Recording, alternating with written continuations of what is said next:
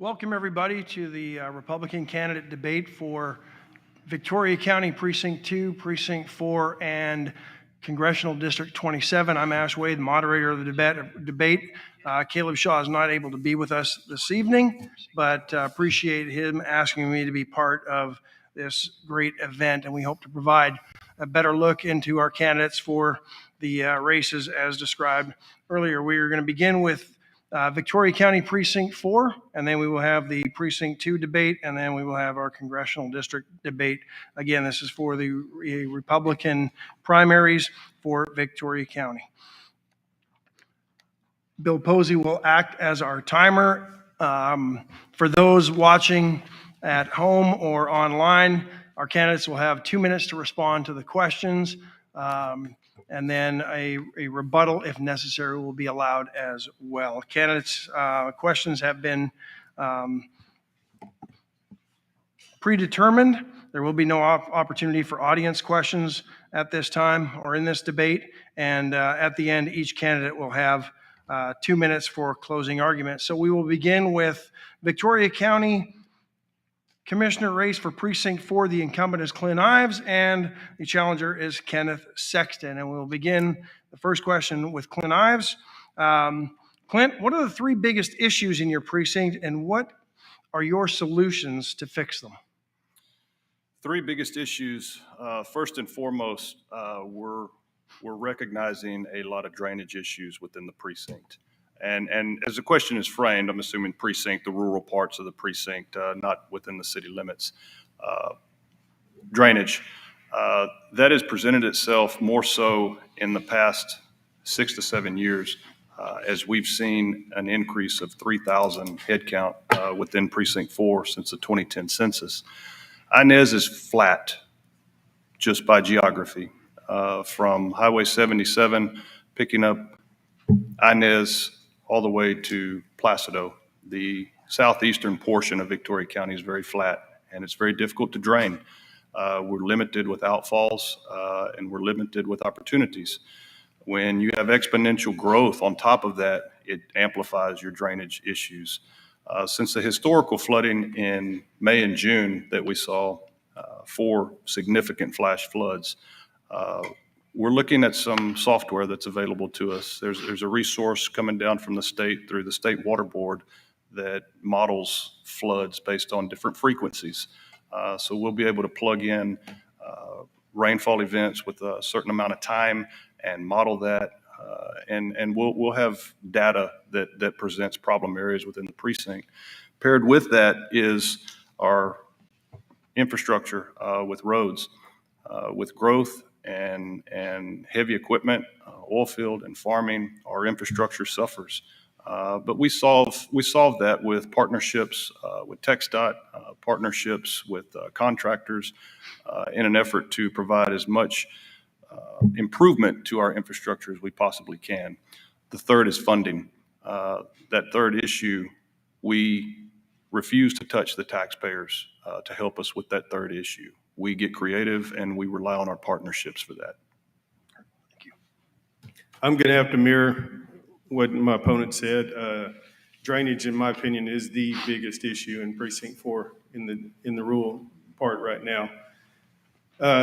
There's a lot of ways it can be handled. There's a lot of ways it can be approached. Through my years of being involved with farming and ranching, I mean, water drains downhill. Country is flat. You know, there's things that need to be done as far as, you know, we can widen ditches, we can deepen ditches. We got to get water to Garcia's Creek. I'm not for moving water from one person's property to another. I want to take it all the way. I think some studies could be done to help that. And, you know, the rainfall events definitely open up a lot of eyes to the water problem. My second part would be infrastructure, roads, you know, making sure that we're on top and keeping everything fixed, make the road safe for all the citizens who drive out there in the country. There's over 100 miles of road as well as in the city. And my third biggest is to work with city council to make Precinct 4 as a whole better, as far as working with, you know, city council, as far as maybe assisting with roads. Over 60% of the funds that come to the county actually come from citizens who live inside the city limits. And I feel like we can do a better job at working with city council, and that's one of my goals. So, Thank you. Kenneth, this question is for you, and it piggybacks on that. You both talked about road and drainage improvements, and so how would you prioritize those projects if you were elected commissioner? well, I'd probably, the drainage will be prioritized first, and it's going to have to come through education and from learning. I think a study will really help figure it out. Being the outside looking in at this point, that's what I would do as far as to help so we could get the water going better and hopefully get some relief for some residents. And then infrastructure and city council. City council would be the biggest problem that I see. Not problem, but challenge working with them. Thank you. Challenge, I want to finish up on that challenge as far as, I don't mean that as a negative. I mean, it is just to establish this communication where we can all work together. It's never happened before, so we can, I know it happens in increments, but it's never been addressed, and talked about. So that's where I'm going with that. Priorities for us happen right around the first of the year. Our budgets follow the calendar year. And so as we roll into the new year, we've got a new maintenance and operation budget for the precinct. To understand how we prioritize, we kind of need to take a step back and look at our funding mechanisms. The precinct is funded through a road and bridge tax that all county residents included inside the city limits pay. That tax, 063, generates a little over $6 million that is divided between 4 precincts. When all of that washes out, I ended up with an annual budget around $1.5 million. And once all the overhead is taken out for staff and for fuel and insurance and equipment, we've got about $500,000 to spend on 168 miles of county roads. It doesn't go very far. So looking at the road priorities, we look at what we call thoroughfares. Because they're our busiest county roads. And a thoroughfare within Victoria County is a road that may see 500 to 750 vehicles a day. We look at that condition first because that's a project that's going to affect the public the most. And secondly, we look at our obsolete roads. We have a lot of gravel roads in the rural parts of Victoria County. Gravel roads are obsolete and they're expensive to maintain. I look at our annual budget and I try from year to year to split that number and apply 50% to these obsolete gravel roads, as well as improving the higher traffic count areas. After that, we hope and pray that there's money left over to grab some smaller stuff, maybe some residential roads that haven't been improved in 10 to 20 years. But for the most part, it's a balancing act with our funding mechanisms, and partnering with TxDOT is always a tremendous blessing on material cost. Clint, start with this question. Inflation is at a 40-year high. 7.5% since a year ago were the numbers that came out from the federal government this morning. It's impacting everybody's buying power, from property owners and homeowners to county government and what they can do. How do you avoid raising taxes but still providing the same level of service that residents have come to expect? Inflation is the dark cloud that's upon us, and thank you, Uncle Brandon, for that. Inflation is something that hits every single person in Victoria County every single day, from the price of milk to the price of lettuce to the price of dog food. It's all around us, and it's growing, and we have no idea where it's going to stop. And it's a challenge not only for the homeowner, it's a challenge for the taxpayer, it's a challenge for that courthouse. Victoria County is constantly figuring out ways to provide our services and better our services without raising taxes. I'm very proud of the fact that in my 11 years on Commissioner's Court, I've been through 11 budget processes. Not once has a single member of Commissioner's Court mentioned raising your property tax rate. Not once. In fact, in 2015, Commissioners Court lowered Victoria County's tax rate. Never been done before, to my knowledge, and certainly not in recent years. We have budgeted at that lower rate and held that lower rate ever since. The taxpayers are not an allowance that we can go to whenever we have bigger and better ideas, or when the economy doesn't get along with things, or we suffer inflation. We do not go to the taxpayer immediately. What we do is we try to get creative. We try to lean back on our staff. We call in department heads in a bad budget year, and we discuss ways that we can pull 3 to 5% out of a department. And we make those cuts. We've been through a budget process where we've eliminated $1.5 million in an effort to balance the budget. Generally, sales tax revenue will pick up in a couple years, and we build those departments back accordingly when the economy improves. I definitely would say, you cannot raise taxes during inflation, especially times right now. Me being a small businessman with my company, I've dealt with it since 2020 with the COVID, when COVID started, as far as material prices, as far as labor, as far as hiring people. I've had to make cuts to where I can keep my business doing well and keep my company running and keep customers happy. We've been working through COVID and never slowed down. So, I would definitely have to go back into the budget and look and see where we could cut, because it certainly isn't something that you would put on the taxpayers. You would cut places. Everybody, would need to get a little lean and mean during the tight times. Tax increases, no, that we would just work, just like I have from my experience with my company, to get through the times, to hopefully eventually inflation, everything will level out, and then we can go about our business better. Kenneth, this question's for you. What steps, if elected, would you take to strengthen the partnerships between the city and the county governments? Through communication. I mean, on my campaign, I've met with many business leaders in Victoria, as well as gotten their support. And I would sit down and talk to people. I would sit down and talk with the council. With the port, I attend all these meetings. I attend the council. I attend the VEDC meetings every Tuesday morning to get with business owners, hear their concerns, what they want to do, what they want to help Victoria grow. Go to the airport commission. I do all this to where I can learn. So the best way is through communication, by sitting down and talking and explaining to them our side and how I feel about what I think needs to change, and see if they're willing to accommodate that to where we can work together. We're not going to do this alone. Victoria is just a wonderful town. And I think so many positive steps are going on in the city right now. With the city council, things are moving forward. We have a great city council. We have a great manager. And, with tons of ideas. But I feel like collectively we all need to work together, and not this is yours and this is yours. If we can get to where we're working together, and I would do it through communication. Sitting down and meeting people. When it comes to collaboration between the city and county, you would struggle to find a week that goes by where one of us is not involved in a collaborative meeting between the city and the county.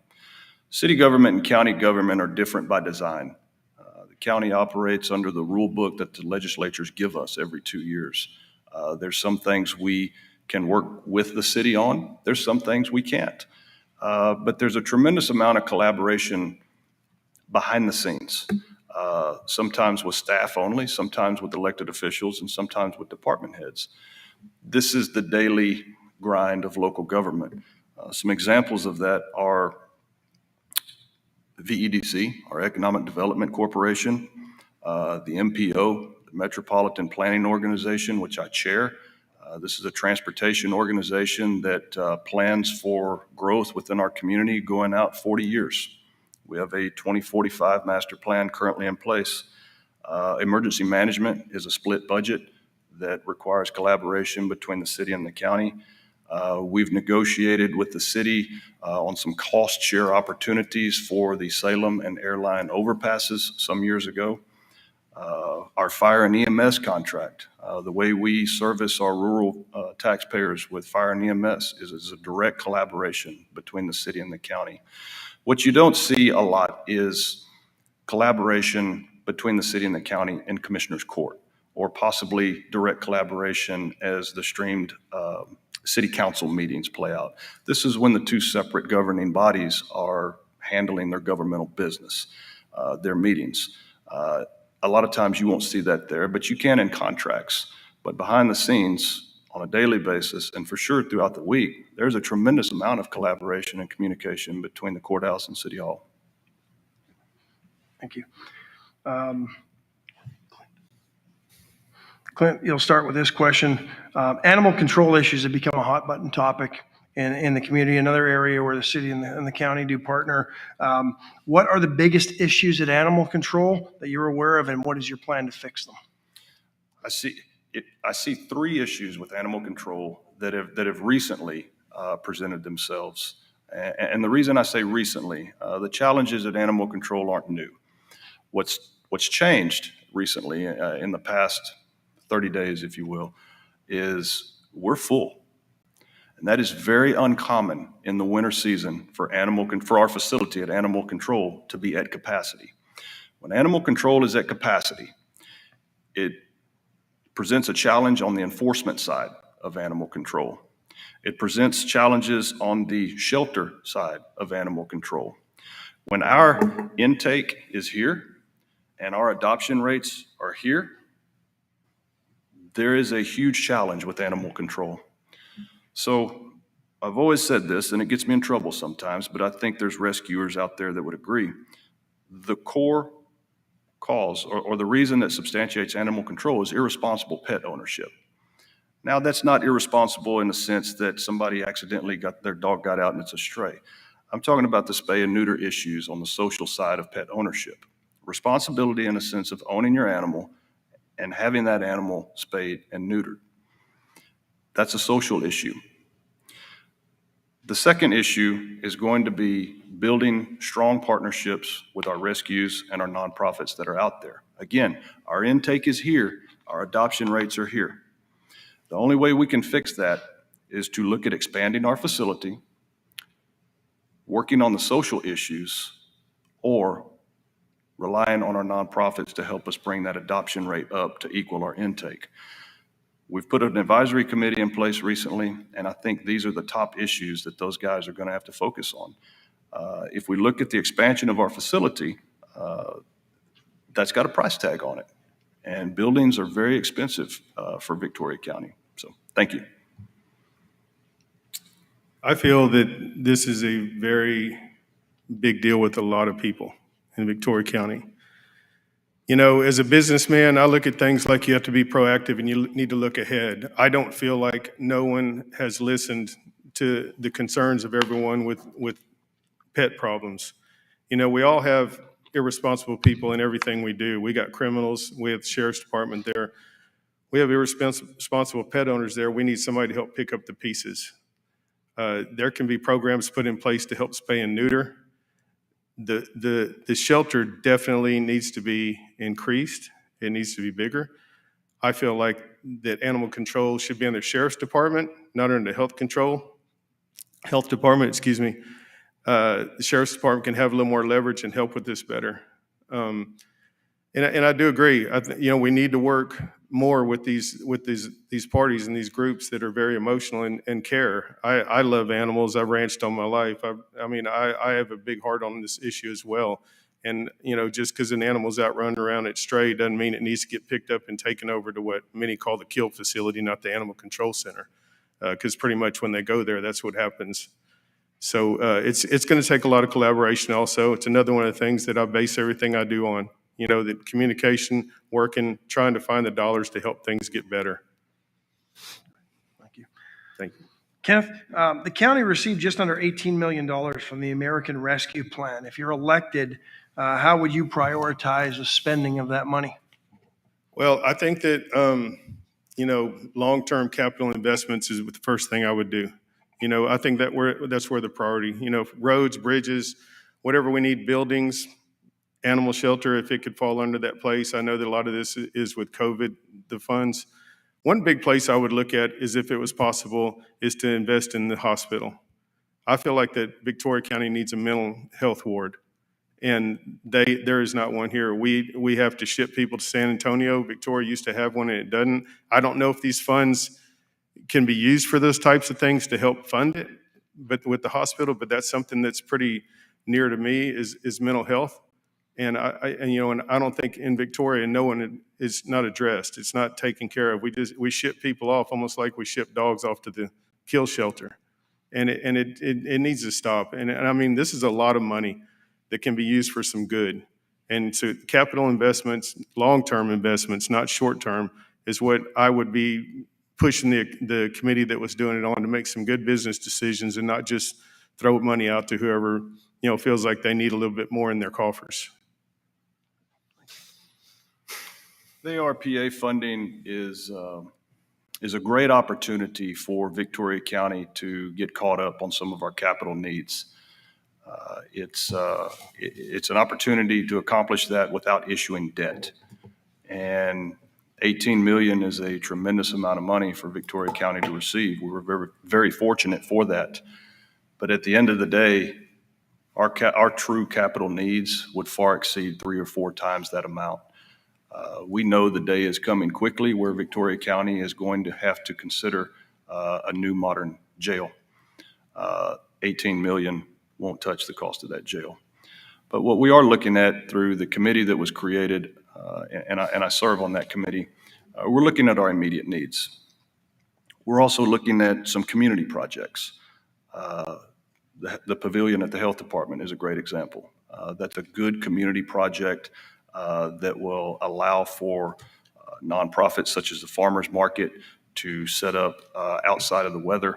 Also have a courtyard with some outdoor picnic type areas paired with a large location for those guys to set up. It's a great community project.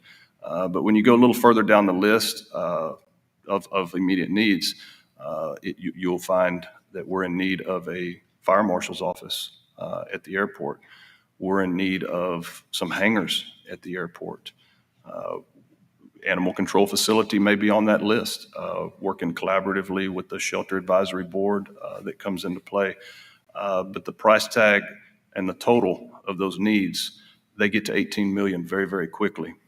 We've had far more requests from department heads and capital improvement projects already on our quick sheet that far outweigh the 18 million that we received.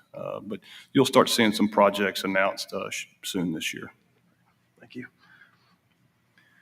Clint, county commissioners' role in job creation and economic development, should they be involved, more involved? What is the current role, and what should be that role? Economic development, I've always kept a private priority list of top issues in Victoria County. First and foremost, and they are almost inseparable, is public safety and public health. If you want to give those two the first two priorities, but categorize them both at the top, that's where I would place them. Thirdly is going to be infrastructure throughout our precincts. And fourth comes economic development. Economic development is our future. It's what we invest in. A direct result of economic development initiatives from over a decade ago is Caterpillar. Caterpillar was a great B12 injection shot to our local economy. It opened up 750 job opportunities. Along with that comes the sales tax revenue, and it's a good stimulus for your local economy, along with the ancillary companies that come with that. We've seen in the past 10 years a remarkable amount of economic growth and economic development at the Port of Victoria. A lot of that is sometimes detached from the community of Victoria, given the port's location, but it is a strong economic engine for our sales tax revenue side of our local budgets, both the city as well as the county. Our involvement in this goes through our partnerships and our collaboration with the city, with the Economic Development Corporation. They act as our broker. They act as our agent. I don't think it is a healthy scenario where 5 members of Commissioners Court and 7 members of City Council would go have independent conversations with, say, a Fortune 50 company. Victoria Economic Development Corporation has staff that are trained in these conversations. They have a network of resources that they can use that are not even available to us. I think economic development is an important role for our future of Victoria. Our kids, like mine, went to college and moved away and got jobs better paying in other cities, and I wish they lived here. We need to work collaboratively with everyone to help build the city. I think the very first place that starts is the airport. The airport's a huge asset for Victoria. That's what companies fly in on. CEOs don't fly into Houston and take Uber to Victoria. If they get out, they fly their jets into Victoria Airport and get out and see an impression. It's like the first time you meet someone, that's the first impression you get. And it's important that we get that. Once we get them in town, the development, the changes of downtown, things looking better as far as the city's plans is remodeling, new sidewalks, different things, that will help stimulate more companies to want to come in, more businesses. And in turn, we're going to get bigger companies, more jobs, better pay. It's just simple as that. If we don't try to move forward, everything this town's going to stay the same. And I feel like right now that with the city council that they are very moving forward, and we need to be a part of that on the court. As commissioner, I will be very involved with my business skills as far as helping people and talking to be able to get better development in Victoria. It's imperative. If we don't, everybody's gonna just keep moving off, and Victoria's just gonna sit here and just be the same. All right, great. Gentlemen, thank you for answering the questions. Kenneth, we'll start with you. 2 minutes for closing remarks. Okay. Well, we've been to a lot of these, enjoyed this one as well. We were talking about it earlier about how we've about had our spill a dozen times, but about me again, I'm a conservative small businessman. I've been self-employed for 17 years running my company. Through that, I've learned a lot about leadership. I've learned skill, communication, customer communication.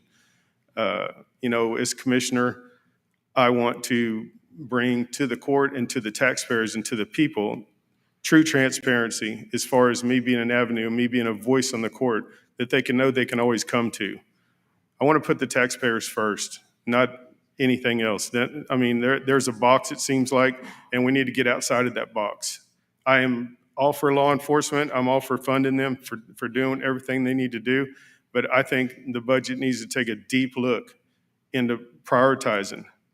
I feel like the skills that I have, I can do that. I feel like I can be a big asset on the court.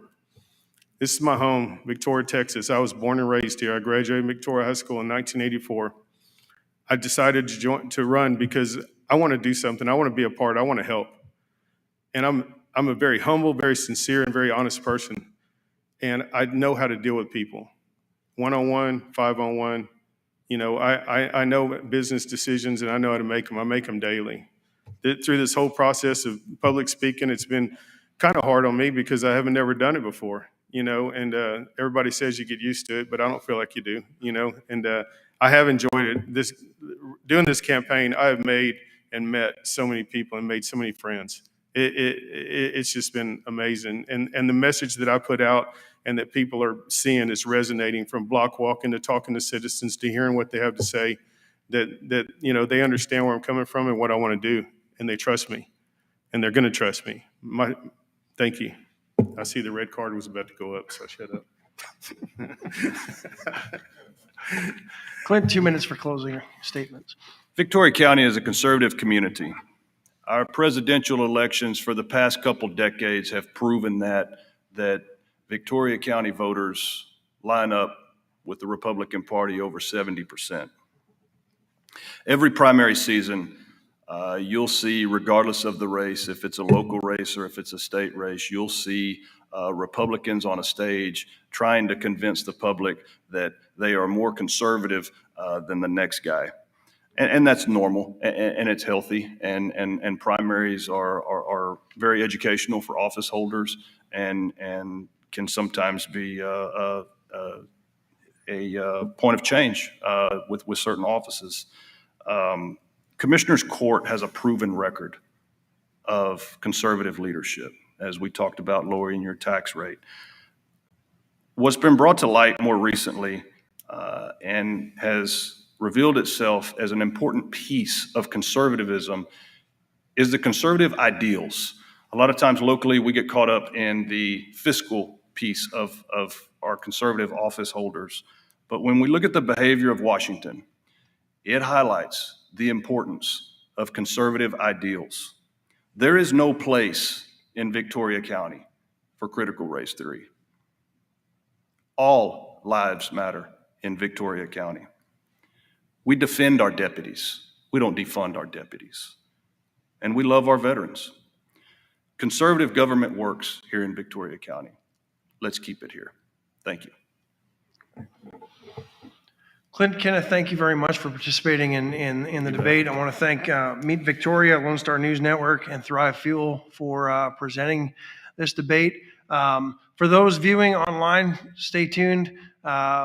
Precinct 2 debate will begin momentarily, and the four candidates as we transition into that debate, followed by the debate for Congressional District number 27. So appreciate it. Thank you, and good luck. Early voting begins on Monday, so make sure you get out and vote early, and Election Day is March 1st. So gentlemen, thank you very much for taking part, and good luck. Thank you. Thank you. The county clerk's office is where I started working back in 1994 for the late Val D. Huvar. He's one of the longest serving county clerks in the state of Texas. I'm really passionate about helping people, whether it's personally or in the office. I believe that the many years of service to Victoria County, over 27, and over 12 years in the county clerk's office, it gives me the experience needed to continue serving the people in Victoria County. Welcome to Meet Victoria, where we'll get to know the people, businesses, and heroes that make this community special. I'm Caleb Shaw, owner of Shaw Realty, and your host. Now let's go meet Victoria.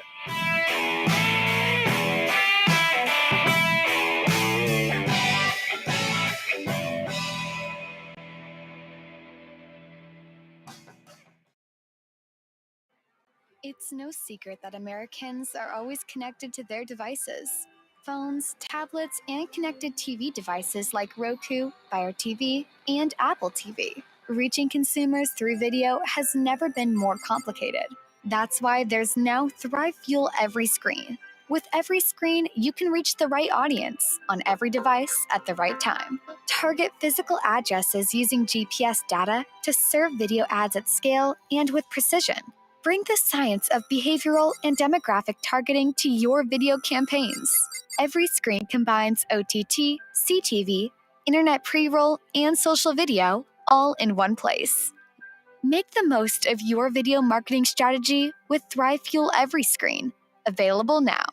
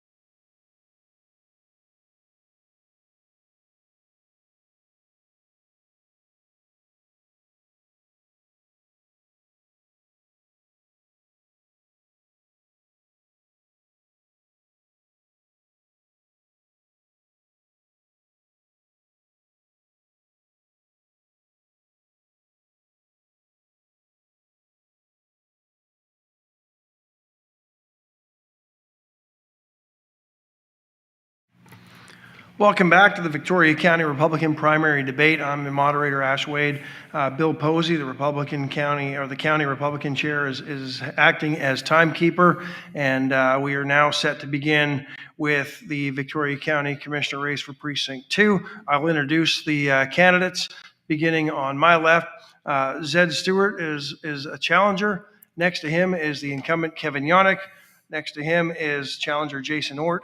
And to my right, on stage left, is Jeanette Valdez, the third and final challenger in this four-person race. So we'll begin with Zed. Zed, what are the three biggest issues in the precinct and your solutions to fix them? Taxes and budget.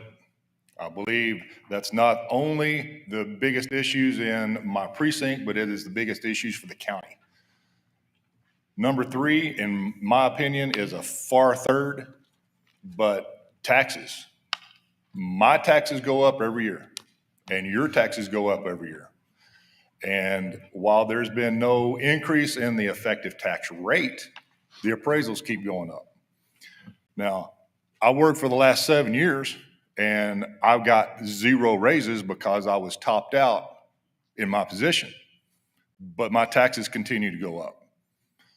So get in control of the taxes and get in control of the budget and cutting waste. I know they say there's not much, and there may not be much, but if there is some, it needs to go, because that's what we have to do at home whenever we're short of money, is we have to cut something. And so in that effort to make at least our taxes hold steady, we have to get control of the budget. And that's the thing. The taxes and the budget, they go hand in hand. And that is one of the major things that the county commissioners are in charge of, is the budget.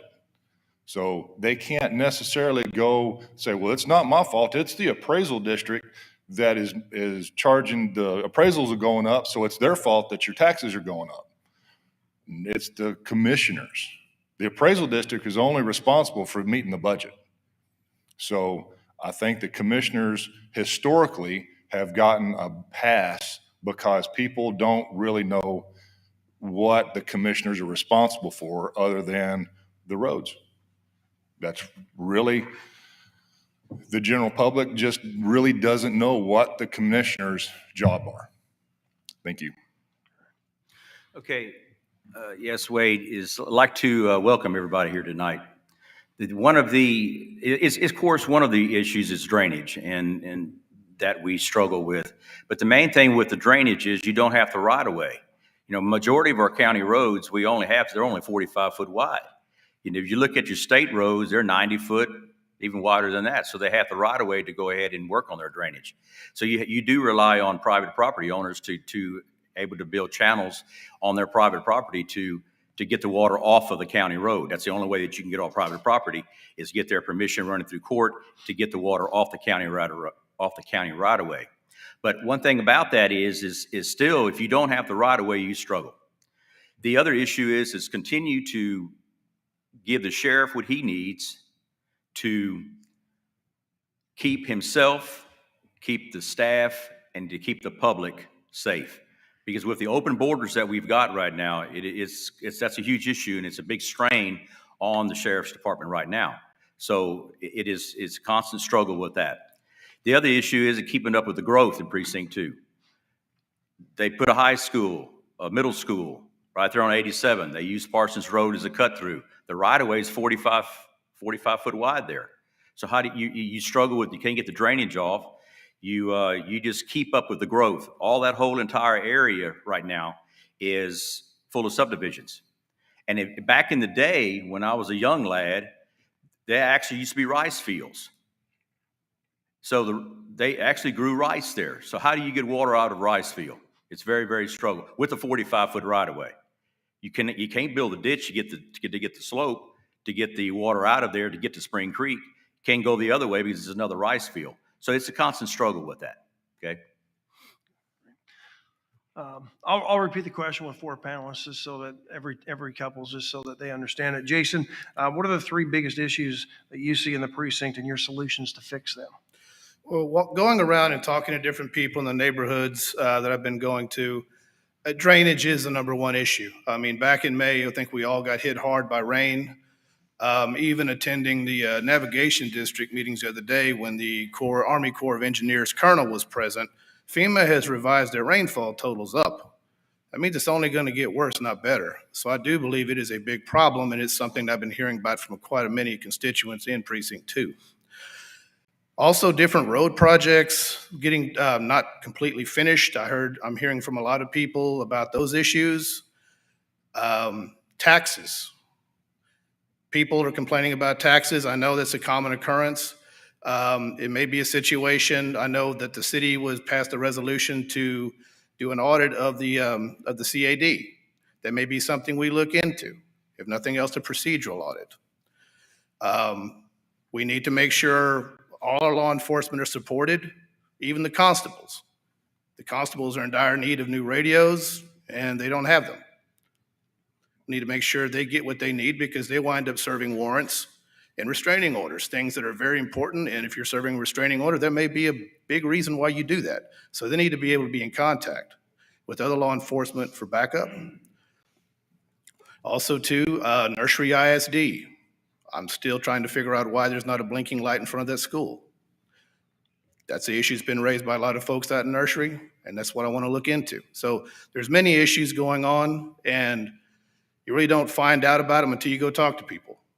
And that's what I've been doing. Thank you. Jeanette? So the three main issues that I see currently in our precinct is growth with limited infrastructure, that being number one. And that's compromised of drainage, along with as we grow, new schools come along or communities come along, and we lack simple things like turning lanes. And we're putting ourselves into a safety issue on the road. We're seeing more traffic, especially growing out into Precinct 2.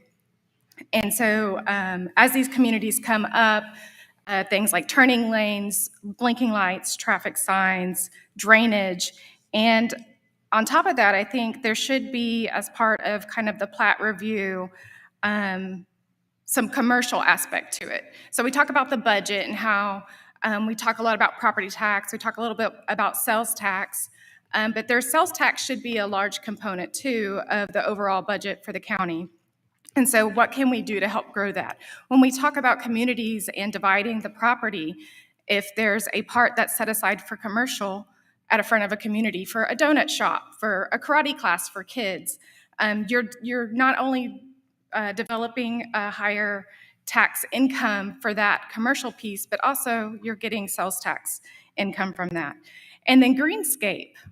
Victoria lacks greenscape. It just makes Victoria pretty. And then you talk about bringing other companies into Victoria to grow it economically. So greenscape would be a big part of that. The second one is just, and it plays off of that, is lack of proper land use. And again, that would be adding the commercial and greenscape. And then third would be going back to the overall rate-making process for setting the property taxes. Ash, may I say? Yes. Am I able to? Okay, as far as the nursery light at nursery school, I have an attorney's opinion that states that we cannot put a light at nursery school. We cannot use, and this was brought up earlier, you cannot intermingle funds. And one thing about it, you cannot use county funds to place the light at the school. We can install it, but the school has to purchase the light. And it has been brought up to the school and the principals in the past that we would do that. But that's one thing that we can't do. The second thing is on the CAD. As far as the CAD goes, the board members that are on the board, you only have 5 responsibilities. One is to approve a policy, hire and fire the chief appraiser, approve the budget, approve contracts, and we used to be able to to select ARB board members, but we cannot do that anymore. So with the audit process of that, this is the only 5 duties that the board member actually has for that. Thank you. Kevin, Appreciate the rebuttal. Animal control issues have become a hot button topic in recent weeks, and a lot of issues have been brought up by the community. What are the biggest issues at animal control? And if you're reelected, how would you fix them? Well, there's that, when we selected the board members, I think that's going to be a huge start.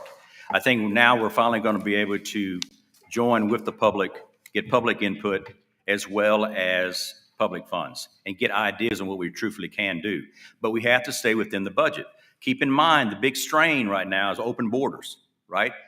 The sheriff's department is huge strain. The tax rate we have not looked at, been in office since 2008 when we had that downturn. That was huge. That's when we cut 20-something employees and limited services. Now, as far as so we keep that in mind as well, because it takes money. But it's my understanding, with visiting with a few individuals, they actually have public funds that would be able to, private funds that would join with the public to see exactly what we need out there. And we've already replaced they're redoing the floor, so it's already a start. But as far as enlarging it, never against enlarging it. The demand is going to continue, but it's when you have individuals that do not respect the animals, it's kind of disheartening. And now with the new law, we're going to have some growing pains about who's going to be responsible for taking care of the animal that's on a chain. They're going to call the sheriff's department. They're going to call the police department. They're going to call animal control, and every one of them are going to be pointing the finger at one another. And that's something we're just going to have to work on with the departments to make sure that the public knows exactly who to go to. But it's going to take us some time. Jason, we'll go to you with this same question. Yes, speaking with a lot of people, the animal control issue is a big problem in Victoria, and a lot of people walk in neighborhoods. You'll find out real quick everybody has a dog. So people love their pets, and rightly so. There's different municipalities do different things. Okay, there's some that animal control is folded up under the sheriff's office. There's some where the sheriff's office appoints an investigator to handle animal cruelty issues and things of that nature. And there's some where they empower the animal control folks to issue citations, like Class C citations. There's many different roles and many different things we could do. We just got to figure out which one is allowable under the budget. I do believe the county can't fix it all. It's going to have to be a public and private partnership, simply because the county can't do it all. But there's a lot of people that I've run into that are willing to pitch in and help. So that's the thing. We don't have a lack of help to helping these animals get adopted. I personally had an instance where we had to get rid of a beautiful dog simply because he started getting into my dad's chickens. Okay, he was a good dog otherwise. We found a pet adoption group that got him a nice owner in Houston, Texas, and did it within a week and a half. So it can be done, and these people do have good contacts. The advisory committee should have been formed a long time ago by state health and safety code reg. You're supposed to have a committee that has a veterinarian on it, a member of the municipality or the county, and you're supposed to have an advocate group and somebody who works at the Animal Control Center. It was brought up earlier that the facility is at capacity right now. I'm beginning to wonder if we had this committee in place sooner, if that would be the case. Thank you. Jeanette? So to understand the issue there, I think it's important to understand the type of breed of animal that we're talking about. We're talking about largely dogs and pit breeds that take up most of the space currently. And so I think we should partner with breed groups. Fort Bend County is a great advocate of this. They do a really good job in that county making sure that pit breeds and other breeds that are maybe classified as aggressive find a home outside of their facility. The other thing would be to set up maybe a community gala, something where we can bring funds in from the community to help the county support these costs. And third, we can always look into the infrastructure bill funds that are coming in and using that as well. Thank you. I think the big issue with the animal control and why it's come to the fore here recently is the fact that the community is demanding answers. The The issues are old, 12 to 16 years old. And so, but they haven't been addressed. And now the community is wanting to know why. Victoria's growing. Victoria's been growing for a while, but animal control hasn't grown with it. So the capacity is not there because it was overlooked or it was unaddressed, whatever the case may be with that. But addressing the situation that hasn't been addressed is the issue. So it needs to happen. There are plenty of people that hold animal rights and animal welfare very close and dear to their hearts. And those people should be used, not in a bad way, but they should be allowed to serve because that's where their heart is. And so by partnering with these people that have a strong drive and desire for animal welfare, why not partner with them? I mean, the Dorothy O'Connor adoption thing at the airport is huge. So those things are very usable, they're very available, and they should be exploited. Exploited is not always a bad word, but they should be exploited. And to close, just a shameless plug, I've got an adopted dog. His name is Pete. He's a red tick hound, and he loves my wife. Thank you. Jason, right? Yeah, we should go to Mr. Ort. Yeah. Jason Ort, this question will start with you. The county has received just under $18 million from the American Rescue Plan. If you're elected as county commissioner, how would you try to prioritize the county in spending that money? The ARPA funds are a great asset that the county has received. There's a lot of things you can do. I know there's been a committee formed to take suggestions on what to do with it because it is a lot of money and it's something that we can really use to better the county. Me being from a healthcare background, I would focus initially on the hospital in regards to ICU beds. If COVID taught us nothing else, we need to be ready and prepared for a pandemic, and we don't know if we may have another one. So making sure our healthcare facilities are taken care of in the way of ICU beds whenever they need would be a priority to me. Now, capital projects as well, like broadband, water and sewer, anything that we could do that we need help with to improve, yes, we could use that, and we need to use that money effectively because the thing is, if you don't use it, you lose it by 2024. So it's not like we could have it just sit in the account. We can have it as a rainy day fund because that's not what the federal government meant for it to do. They meant for you to go and try to recover quickly from what COVID did to all of us, which set a bunch of us back. And a lot of people didn't have an income for a while, things like that. And it hurt. It hurt sales tax because if people are quarantined, they can't go out and spend money. So you're not going to get as much. I would say capital projects and look at the hospital, look at healthcare. And then also, too, listen to what the committee says because there's going to be some good people on the committee. And we need to listen to all suggestions because there's something we may not be thinking of that's dire need and it's important. Thank you. So I would also focus on capital investments for the 18 million. The committee has been already created. It's great that we have a committee out there to be able to go through the details. Personally, currently in my corporate role, I commute to Houston more than once a week. And so I see the airport as highly underutilized. And I would love to see Victoria have more than one flight a day.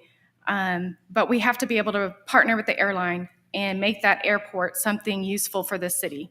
It's overlooked. You will hear things like, well, I can just drive to Houston and then fly out. When we have the capability of doing it here, but again, we're not utilizing it. So would love to see that.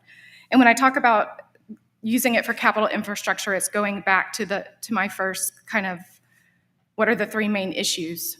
Capital infrastructure in the area. We are growing, but haven't invested deeply into that growth with our roads, simple things like turning lanes and lights and drainage. obviously those would be top priority. Thank you. Zed, The COVID money, 18 million minus 100,000. That's a lot of money, and so far it's been sitting in an account somewhere unutilized. Federal money always comes with strings. $17.9 million is going to come with a lot of strings. A lot of those strings, depending on the program that it comes out of, mandate that whatever program you start with that money must continue even after the federal money runs out. Therefore, that creates a drain on the county budget. So that money has earmarks. It's not all from one spot. You can use this amount of money for this kind of stuff and that for that kind of stuff. But you got to figure out what to do with it. If it's going to cost us money to spend that free money, then we ought to let them have it back. Because anything that's going to cost this county more down the line is going to hurt us. And that is what I think about federal free money. If we can have it and it's actually free, let's use it. Let's use it right now before they change their mind. Let's get the papers signed on it before they put a string on it. But if it's got a string, you have to really take hard consideration whether you actually want that money or not. And so from the outside looking in, I need to see the paperwork and I need to see what all that money's for before I say, yeah, let's spend it, or no, they can have it back. But if we can use it, absolutely, it needs to get used right now or yesterday. Thank you. You know, if you listen to everyone talk, 18 million, correct? Sounds like a lot of money. But that's my grandchildren's future. That's what makes it very disheartening for myself. We're talking about spending my grandchildren's funds. We'll never be able to pay it back. You know, this is what's very disheartening to me. That what happened to conservatism? What happened to people going out and work what you get, earn what you have, do what you work, do what you have. Don't depend on someone to be giving you funds. They give you these funds, they dangle these in front of your face so you can go ahead and spend it. But just keep in mind, when we do spend it, that is my grandchildren's future that will never be paid back. The debt, 30 trillion? Can barely even say it. But with that being said, the strings come with the funds. Just because you have it don't mean you have to spend it. And we just received the string part, okay? That's why the committee was just now formed, because they made it a little bit more darker. It was so gray. Oh, go ahead and spend it, worry about it later, okay? And that's what bothers me the deepest, because that's one of the reasons why we created Job Cost, to be able to track this, because FEMA has come back and pulled money back on disasters. So if you don't have that documentation in place, 5 years down the road, people have changed everything. If you don't have that documentation, we do now have it in Victoria County with Job Cost. The documentation is there, so that really impresses them, so they don't take the funds back. So that's what this ARPA funds concerns me about. We got to be careful. If we spend it, make sure it does qualify. But it's hard to get out of the federal government the black and white out of it. Ash, if I may. yes. This is money coming from Washington that's already been taxed that we've sent up, okay? It's federal money. It's going to have strings. I work in healthcare. I've dealt with Medicare and Medicaid. It has strings. But you shouldn't just want to give it back. It's your money. It came from the state of Texas, and now we're getting some back. We're getting some back that we normally wouldn't get. It may go to other places. So let's be smart about it. Let's keep the documentation so they don't come back. Because yes, the federal government does come back from time to time. If you have your ducks in a row and have your paperwork, you shouldn't have any problem. But it's money we've already been taxed and sent up, and we could use it. So we need to use it, but we need to use it wisely. Can I also comment on that? Sure. I'm going to have to agree with Jason. It's federal money. If we don't use it, and again, use it wisely, someone else is going to use the money. It is the taxpayers' money from a federal standpoint. It's a issue that comes from federal government. It's not a county issue on our backlog of debt that this government is currently putting us into from a federal standpoint. And it is saddening that this is going to impact our children and our grandchildren. I think my error of workforce is the most taxed error at this point. And again, from a county standpoint, if we're not going to accept it and use it wisely, someone else will. I would like to address that since she looked over here at me twice. You're so tall, sir. Well, you know, Don't fall I off. can't do anything about that. Sorry, Kevin. It's okay. Go for it. But here's the thing. Yes, it's our tax money that they printed out of thin air. But if we spend it and it costs us money, it hurts us. It does not help us. And if we send it back to them and they give it to somebody else, and then somebody else has got to pay for it, but not us, that's great, because the burden on our taxpayers is too much already. And if we can lessen the burden on our taxpayers, business, we lessen the tax burden in this county, we're not going to have to worry about business development because they're going to come here, because it's going to be a business-friendly environment, because the taxes will be low. It's simple. It doesn't take all of this micromanaging and getting in there and, well, we're going to do this, we're going to do that. No, just take the taxes down. Reduce the tax burden. Everything will be fine. May I? Yes. One question, one comment is that we've already paid taxes on it. The deficit wouldn't change. If it was already even balanced budget, the taxes wouldn't change, so the deficits continue to climb because of these funds that they are passing on down to us. A little bit, I just want to make sure I explain that. Thank you. Thank you. Go on to the next question. Inflation at a 40-year high. Numbers came out earlier today, 7.5% year over year, the highest rate in 40 years. So property owners feeling that pinch, residents feeling that pinch, but county business also feeling that pinch. How do you avoid raising taxes but still provide the same services that we've come to expect as residents? Jeanette, this question's for you to start.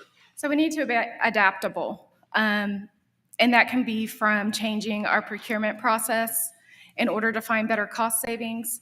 I'm a big believer in the cost-cutting exercise during hard times. I always want to start with non-labor when we go through a budget process like that. Because one, labor is sensitive. Two, you can usually find some sort of fluff, 5 to 10% of fluff in a budget somewhere. We have this inflation, but there was also, part of it is just the impact of coming back from COVID. And there should have been some savings. I know it sounds funny, but you should have had some non-labor savings in COVID when people are working remotely, or they're not printing as much, or they're not traveling. Those are savings that you should be able to take right away. And then once you get past that, then you have the harder conversations about staffing. And then lastly, and I would never really typically go there, but then you would talk about maintenance. So I'm talking about preventative maintenance in a budget. How could we cut costs there? And then if there's anything left, that would have to be identified. Safety would be last. Obviously, something that would not endanger anyone, but that would be the ultimate sacrifice to a budget. Thank you.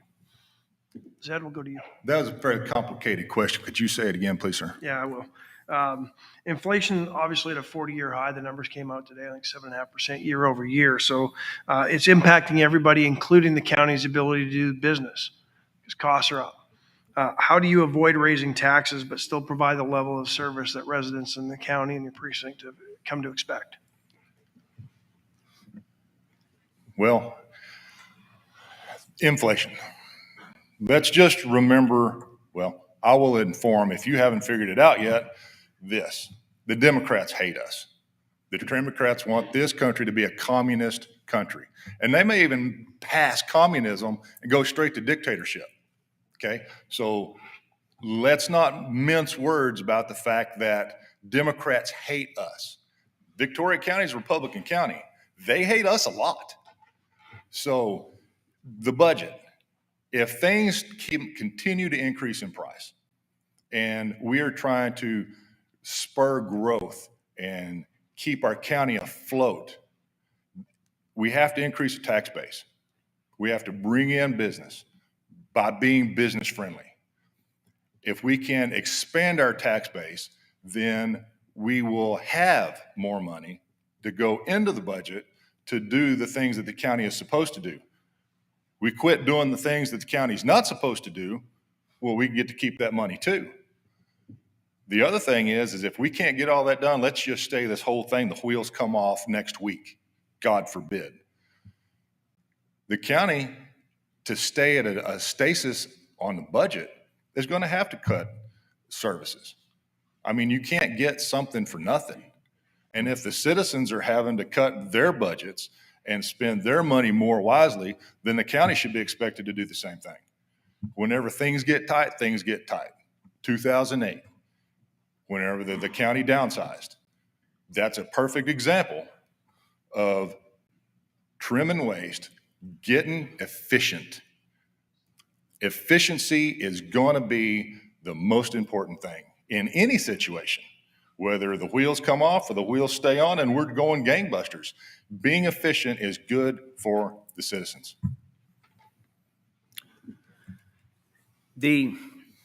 Ash, you mind asking that one more question? Can you ask again, please? Yeah, with the inflation at a 40-year high and it's impacting everybody's buying power from residents in the county to the county's ability to continue to provide the goods and services that it needs and services that it provides, how do you avoid raising taxes to still provide that same level of service to the residents that they've come to expect? Thank you. I'm sorry for that. Back in 2008, we went through some tough times, and we actually cut a lot of the benefits for the employees. We actually laid off employees and also cut some minor services to the public.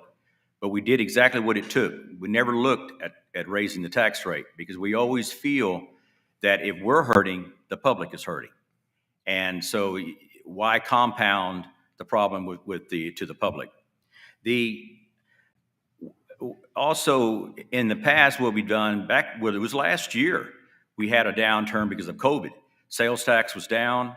And so what the Road and Bridge actually did, we actually gave a percentage of our road and bridge fund to the general fund because we knew that the sheriff's department was going to continue to be strained. When there's a downturn, then that's when you have a lot of criminals activity is going to go up. So we knew all of that, and that's why we actually gave from the road and bridge to the general fund, where actually the road and bridge actually suffered. So our roads, our drainage, and all of this had to be on a standstill only because during tough times, because we actually have to do that. We have to buckle down and take care of our needs, our really needs. But it's not only us. You know, you have employees out there that are still doing exactly the same work with less money, and that's something else we don't want to lose sight of. We have 600 and something employees that didn't get raises. So how do you keep valued employees and take care of them and give them stuff for serving the public? Because this is all one big pot, and we have to divvy the funds up to individuals. But we cannot forget those 600 employees that we have to take care of, and a lot of them didn't get any raises. So it's difficult, but it's a good challenge. Great, thank you. Due to time constraints, that'll wrap up our questions, but we will give everybody 2 minutes for closing statements. Zed, we'll start with you. Okay. Yeah. Oh, did you not get to go? Sorry, Jason. I lost track of that. That's okay. Go ahead. Okay. That's on me. I apologize. Look, we all been hit by inflation. If you've been to HEB lately, I know I have. I get my items rang up, and then he or she tells me what the total is. And I kind of got to stop and look back, and I'm like, okay, what all did I get? It's hitting us all, and it's very difficult. It's making budget decisions is something like this I have to go through on an annual basis running an assisted living. Things are not getting any cheaper. They never seem to go down. They only continue to go up. So you got to take a hard look. I can't cut my culinary department. I can't say, okay, no more cooks. That don't work. So you have to look and see, okay, maybe I need to trim here and there. Maybe instead of 5 employees, we use 4 or 3. Maybe we cut down on the merit increases. Maybe we could buy from this provider instead of another. The last thing I want to do is transfer it all to my residents in the form of rent increases. Doesn't do anybody any good. And that's similar to what the county would have to do, because the last thing we want to do is go to the taxpayer and go, hey, sorry about this, it's a rough year. We're going to have to ask a little bit more from you. Okay, that's the absolute last thing you should do, because normally in the budget, there is some wiggle room where you can trim some fat. It's hard because you do want to keep employees. Your employees are what makes your company or your government entity grow, and it makes it what it is. So you want to keep them and reward them. It is difficult, I grant you that, but normally if you dig into the budget, you can find where you can either cut here or you can cut there. It's hard to do, but it's necessary to make sure the taxpayer is not on the hook for any more funds. Thank you. Thank you. I'm sorry, can I add one last thing on that piece for the budget? So I just wanted to mention on sales tax, we continue to see sales tax decline. And I believe online sales should be reported all the way down to the county level. And so it's certainly something that should be looked into as we continue to see a shift to e-commerce to help support our budget going forward. Thank you. All right. Now we'll go to closing statements, and Jason, I apologize once That's again. all right. Okay, now. Zed, now you can begin with closing statements, 2 minutes. My name is Zed Stewart. I'm running for County Commissioner Precinct 2. I am a constitutional conservative. I believe in personal accountability and governmental accountability. I believe in lower taxes and limited government. Ronald Reagan said, government is evil, but it's a necessary evil. So you must limit it as much as possible so it stays out of the way of the citizens so they can live their lives in prosperity. Governmental regulation only ever hurts the people, ever. So let's get our taxes down. Let's get our business up. Let's go do things.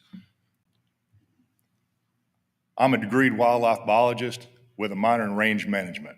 I have day worked. I have run ranches. I've been foreman, been manager. I even ran operations for a concrete company. Everything I ever managed, ranch, concrete business, was a flat mess whenever I got there. Everything that I managed whenever I left was profitable. I can take that same management skill, leading from the front, not sending people out to do, to the county government. And that's what I intend to do if you will elect me. And I want to ask for your vote for county commissioner. Thank you very much. A friend, it was mentioned earlier that we've been doing this for 2 weeks. So I'm going to kind of break it up a little bit. A friend gave me this when the day that my daddy died, 21 years ago. And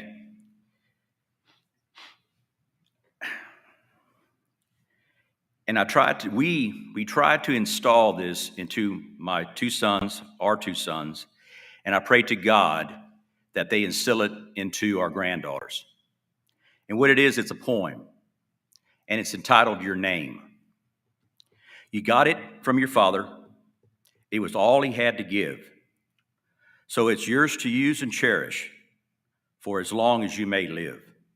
If you lose the watch he gives you, it can always be replaced.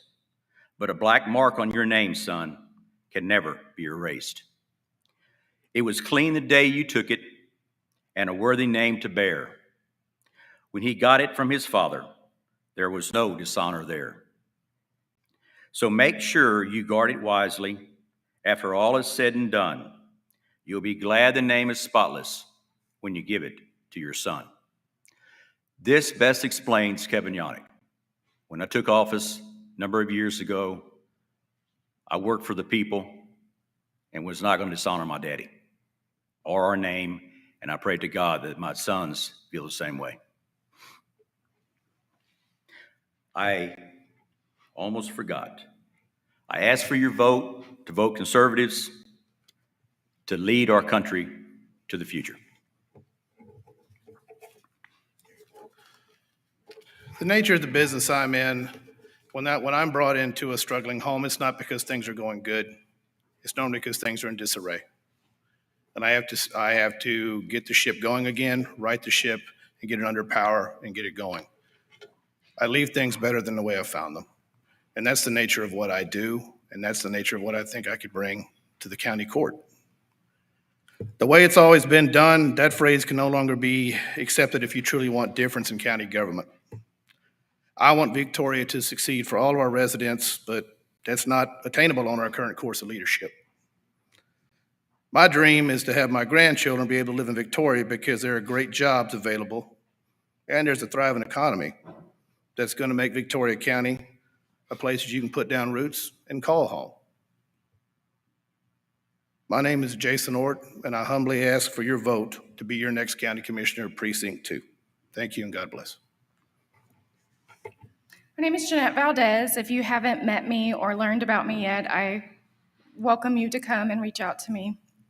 But I just want to take a moment and recognize the commitments that have been made by each candidate that stand here. And I want to wish everybody good luck. I'm proud to see our community hold such a strong enthusiasm for the position. Precinct 2 should be proud. I'd also just like to encourage the community to go out and vote. Early voting starts Monday. Thank you.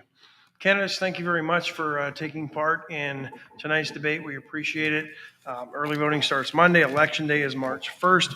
And good luck to y'all. And thank you all who joined us and watched tonight's Victoria County Republican primary debate for Victoria County Precinct 2. Appreciate it. Thank you all. And good luck.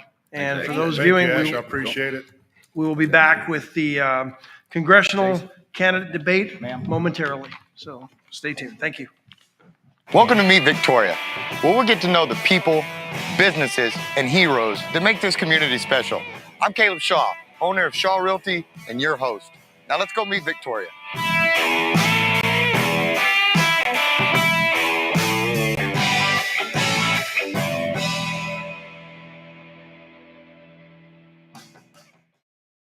The county clerk's office is where I started working back in 1994 for the late Valdi Hoover. He's one of the longest serving county clerks in the state of Texas. I'm really passionate about helping people, whether it's personally or in the office. I believe that the many years of service to Victoria County, over 27, and over 12 years in the county clerk's office, it gives me the experience needed to continue serving the people in Victoria County. As the owner of a business, you know how important your website is. We get it. So what is different about a ThriveFuel website? Great question. Most local website companies are offering cookie-cutter sites that are hosted on shared servers. The internet has evolved. Shared servers are great for keeping costs way down, but aren't great for business sites. This is why ThriveFuel uses a managed hosting solution built on top of Google Cloud Services. With a managed hosting solution from ThriveFuel, your site is assigned dedicated server resources instead of sharing resources with other sites. So if another site gets hacked or sees a traffic spike, your site isn't affected. Also, our managed hosting solution is optimized specifically for WordPress. We provide automatic nightly backups, updates, SSL certificates, on-page SEO, and advanced caching options. With a ThriveFuel website, your site will be fast, secure, and reliable.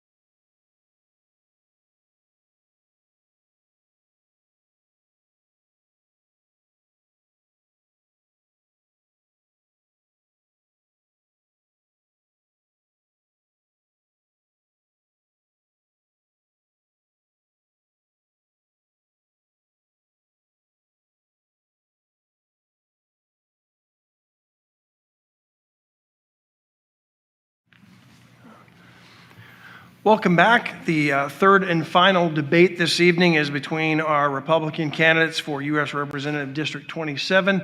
I'm Ash Wade, moderating the debate. I want to thank Meet Victoria, the Lone Star News Network, and ThriveFuel for presenting the debate this evening. Our candidates on stage, from my left to right, our incumbent Congressman Michael Cloud. Challenger Andrew Alvarez is next to him. Challenger Chris Mapp. And our fourth and final candidate on the stage this evening is Challenger Sheriff A.J. Louderback. So appreciate you all joining us. We'll get right to the questions. Everyone will have a 2-minute closing statement when the questions are through. And we will begin with Congressman Cloud. Congressman, let's set the border aside for a minute. But what do you feel is the top issue in District 27 outside of the border, and how do you resolve that issue if reelected? Yeah, there's obviously the border is the number one issue. But right now we have an economy that's out of control, driven in large part by a Biden administration that has a flawed energy policy. One of the big issues, of course, that we're facing a nation as well is civil liberties that are under attack. We see parents labeled as terrorists in the school board meetings. I've been leading an investigation into the ATF that's collected over almost 1 billion gun records. And they've had that in a digitized database with only almost 90% of them is in a digitized database in a searchable format. So we're leading the investigation to figure out what's going on there. We have right now a government that's embraced Marxism, and that's the tragedy of what we're dealing with right now when we see what's coming out of the left. And so we have to do what we can to secure those liberties, to push back on the flawed energy policies that we see going on right now. You know, right now we have an administration who thinks it's okay to build a pipeline in Russia, but not one here in the United States. And so what's that's causing, right now we have empty grocery shelves, for example. What we see is fertilizer, pesticides are a byproduct of oil and gas. And so we bring down the oil and gas here, and so fertilizer prices go up, pesticide prices go up, and if you think shelves are empty now, wait till we have lower yields this harvest and what we may be dealing with a year from now. And so this is affecting the lives every day of Americans, of course, here in Texas and around the nation as well. And so we have a lot of work to do to push back against this administration. But one of the things in serving this office is working as well with the leadership and the members and the people throughout the district as well on all the issues that are important. So, you know, we can talk about the infrastructure needs that are going on. The last 3 years, we've been coming out of Harvey, so we've dealt with that. Through the pandemic, we were working to help small businesses recover, as well as making sure hospitals had supplies and those sort of things. So there's the daily work of making sure that we're supporting what's going on as well. Thank you. Mr. Alvarez, outside of the border, what do you see as the top issues in the district? Well, in my everyday conversations with people, and this is either through phone calls, texts, all over the district that I've been doing, it's really and truly not any of the buzzwords. The biggest issues that I have had come back to me is work, economy, and safety. Now, the work and economy, I can put those two together and make that into one solution. And that's basically keeping jobs here in Texas, in the district specifically. I was talking to a gentleman out in Port Aransas that was having trouble finding a job. He had 20 years experience at his job in a refinery for Exxon. And he can't get Exxon to hire him now. They're bringing in other people into the district for work. And we're incentivizing companies like that to do that. We're making it cheaper for them to bring work to Texas from outside of Texas. So I definitely think we need to do our part to make sure local companies are working with and for local people. The safety part covers a couple of things as well. It doesn't only cover, safe from being from a criminal, but it's also making sure that we have adequate funding for our militaries, that our law enforcement is fully supported and fully funded. We also need to make sure that people are safe health-wise as well. And I'm not saying go and pour a ton of money on it, but give them options for healthcare, specifically our veterans. I see every day a number flashing, 22. That is a horrible number. That should never be an issue.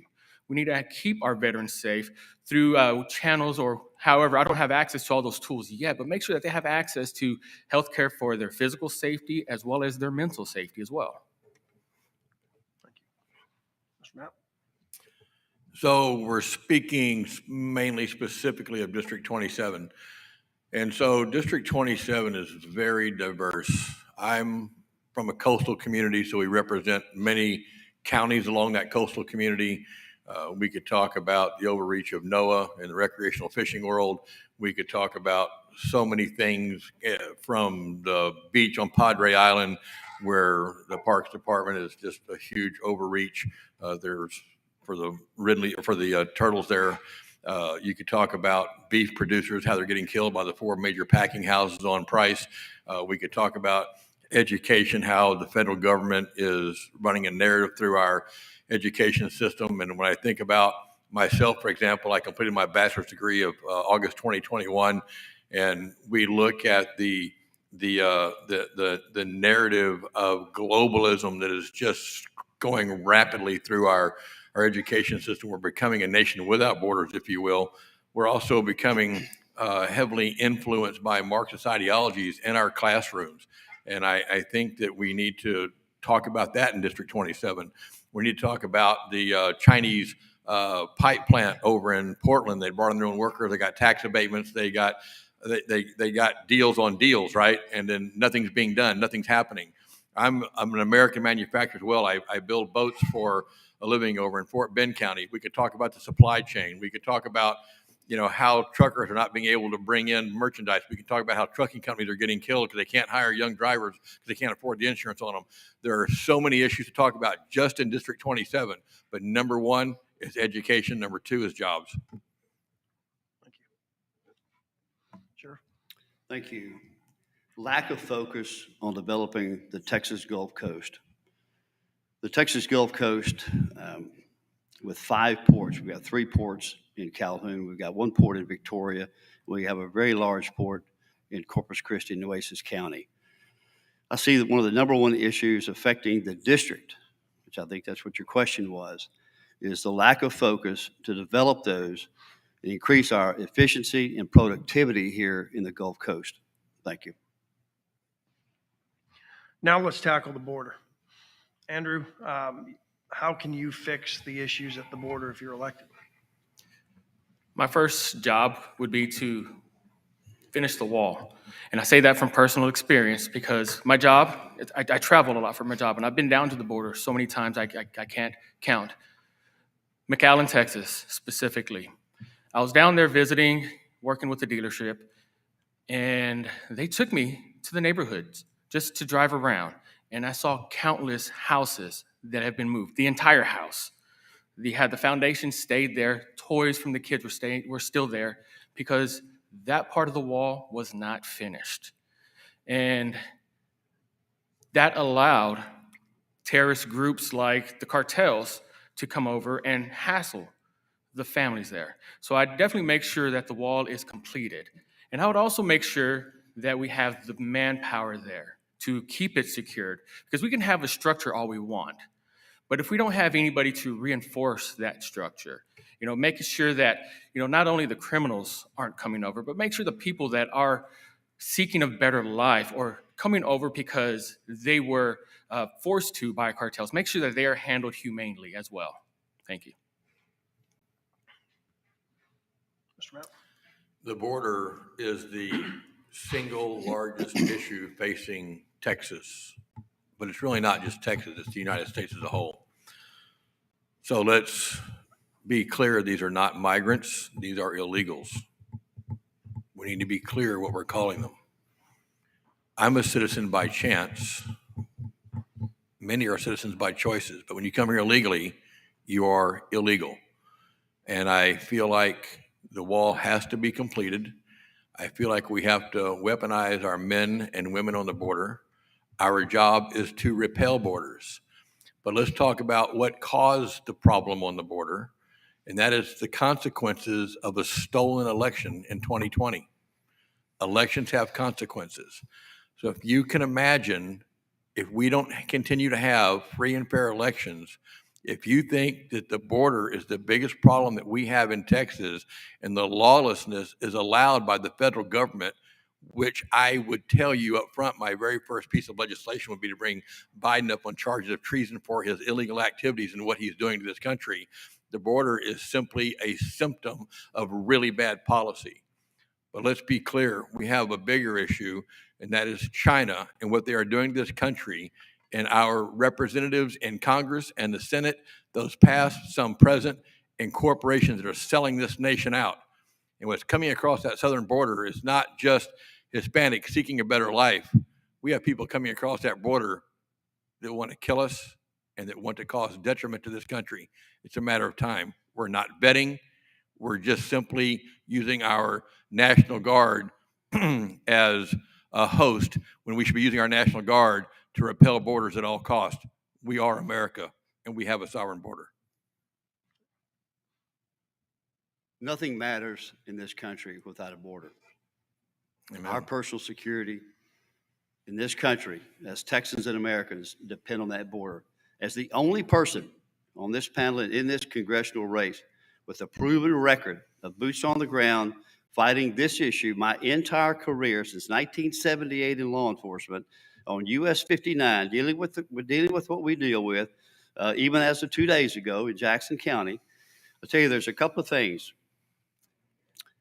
First off, the wall has to be completed. The second thing, we've got to restore states' rights. We have to put states' rights. And one of the questions is, are we being invaded? And the question, in my opinion, yes, we're being invaded. We're being invaded by a cartel force.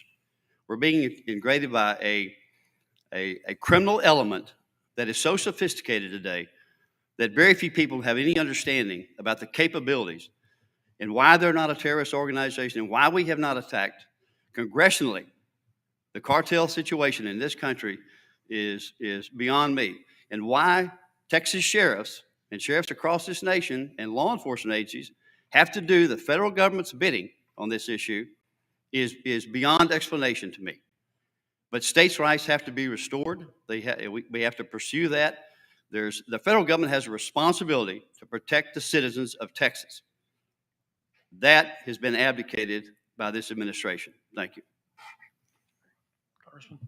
Well, I could spend the rest of the time talking about what we've been doing in the border, but I'm going to try to wrap this up in a couple of minutes. The moment I got to Congress, we started talking about the border. I'd stand up constantly in front of the Republicans and say, if we don't save Texas, we lose this nation. If we don't save Texas, we lose this nation, until I finally heard people from Michigan and Indiana repeating that back to me and steering the conversation to where they understood this wasn't some organic movement of people coming to the United States for economic freedom, but this is driven by cartels who abuse them along the journey. They put them into slavery, sexual slavery here, work slavery here. Once they're here, this administration has turned them into our Border Patrol agents, into the last mile delivery system. But what we've done working with the Trump administration is we were, first of all, worked on the messaging so Congress understood what was going on, because Republicans in Congress had no clue what was going on. Then once the House flipped, knowing that Nancy Pelosi wasn't going to let a good border bill come to the floor, put together a border solutions working group that came up, got into the, it's easy to stand up and hit a Fox News hit on the top line, but to do the hard work of getting to the nitty gritty of what the administration had the power to do to fix the border. We met with President Trump in the Oval Office, myself sitting across the desk from the president with 4 or 5 other members. It wasn't a photo op. It wasn't anything. It was a working group session to come up with, to pass on our findings. Half of them got incorporated into the president's border solution, which we know led to helping secure the border. So that's the work that we've done. Going ahead, what needs to be done, I've called months ago for us labeling the cartels as terrorist organizations. We should be treating them as if they were Al-Qaeda on the southern border. What's tragic now is they're not only on the southern border and controlling in the entire southern side of the border, they are also now in California and remote places starting to build like they have in Mexico, where they completely take over little cities, and they're having a footprint here now in the United States and are helping to push us on the path to a third world country if we don't begin to fight about it. So we have to stand up strong on it. I've fought on it. I've sponsored the legislation, co-sponsored the legislation, been on the forefront of this from the very beginning, and continue to do so now. And I called for the impeachment of Mayorkas many, many, many months ago. Thank you. Chris, we'll begin with you. And in keeping on the theme of federal government and the overreach of federal government in several areas, what steps would you take if elected to ensure that the constitutional rights of Americans are protected from this government overreach? I'm going to ask you to repeat it and say it a little louder. You're a little hard to hear. Many have become critical of the federal government's overreach. in several areas. If you're elected, what steps would you take to ensure that our Constitution is stood up for and the rights of Americans are protected from the federal government? I'm going to answer that question, but I want to precede it with something else. When we talk about the congressional office on the border, I'll be frank with you. As a congressman, I'm known as being black and white, not mixing words. I'm going to tell you the truth. I wouldn't be on the border reporting what's happening. I'd be on the border making news about that. And I'd be so far up Abbott's ass, I will tell you right now that that border is going to get fixed. It's going to get sealed. Or let me tell you something. He would have so much pressure on him every day from my congressional office, I wouldn't rest till it was done. If I had to help them build it, I would do that. So let's be clear about that border for just a minute. We can talk about it or we can fix it. I'm a business guy. We fix things. We don't just talk about them. Number two, the federal government's overreach is astounding right now. We are being overrun with a complete lack of respect for law enforcement. Black Lives Matter supposedly has credibility. Antifa has credibility. Nobody's been held accountable for all the burnings, lootings, and killings that happened during that time period.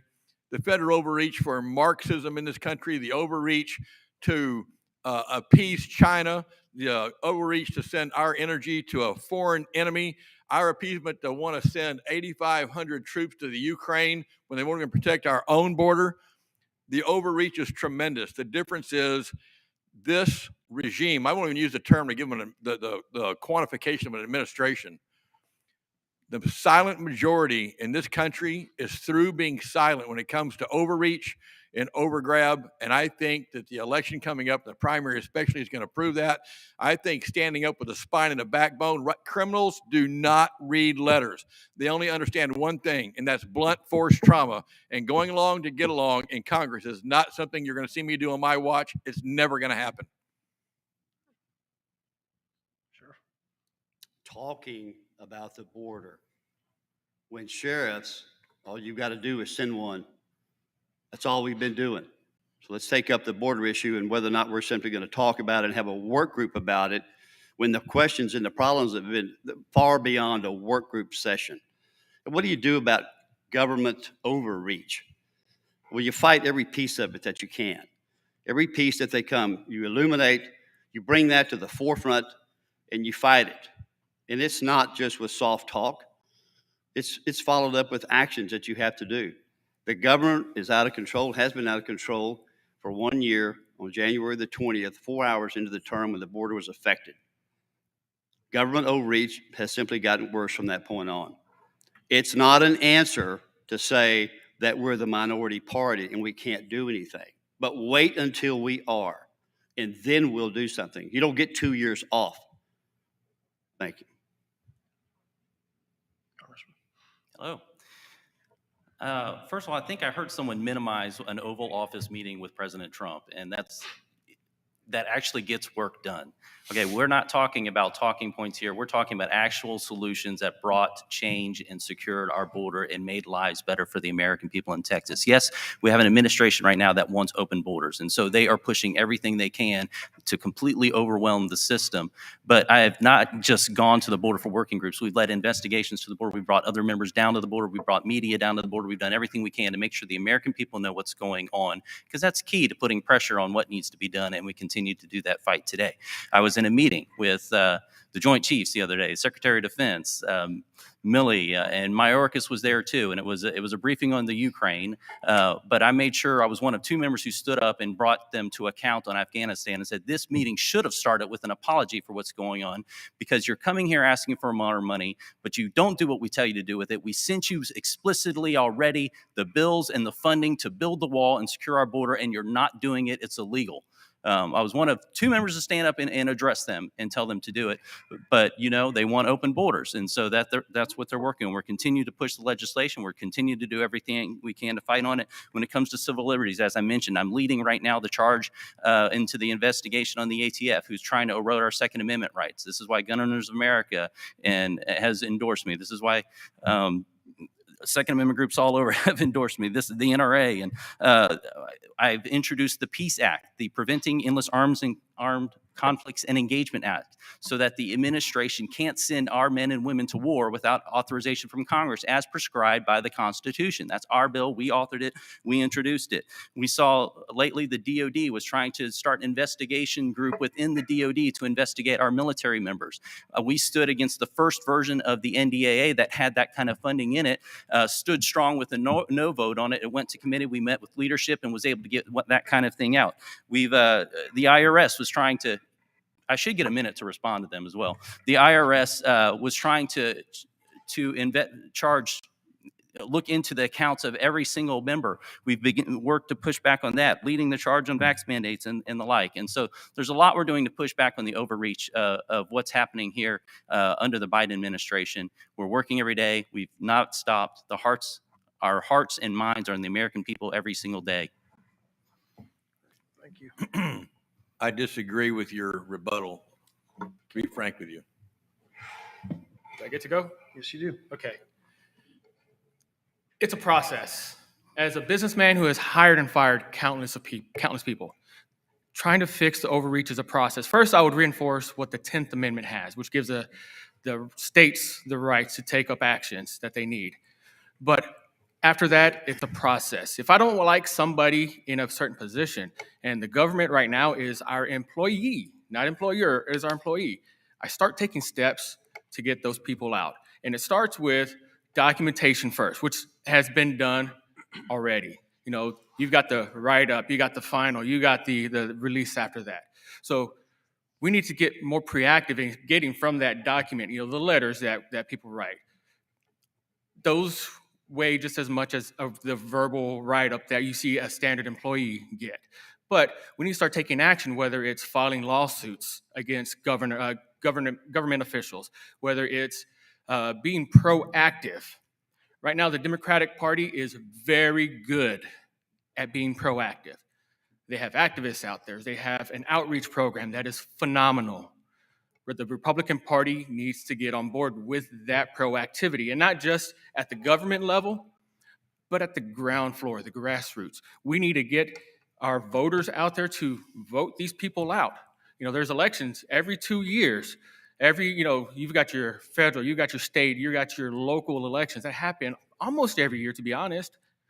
We need to be proactive and actually start voting these people out and use our voice as your representative to encourage that as well, especially on the federal level where they're taking our rights away as Texans, as Americans. We need to vote them out and end the career politicians that have been in office longer than many of their constituents have been alive. Shift gears because you brought up something that my next question was, and we'll start with Sheriff Lauterbach, term limits. What is your view on term limits? How would you enact legislation or pass legislation on term limits? Let me go back. Does the red stop mean stop? Okay, do we did get have another minute to rebut that? Oh. So can I have another minute to rebut what Congressman Cloud talked about earlier? Sure. Thank you. So misleading the public that you're in the Oval Office. I was in the Oval Office a number of times. 100 meetings with top-level Stephen Miller and these folks. Michael Cloud's name never came up.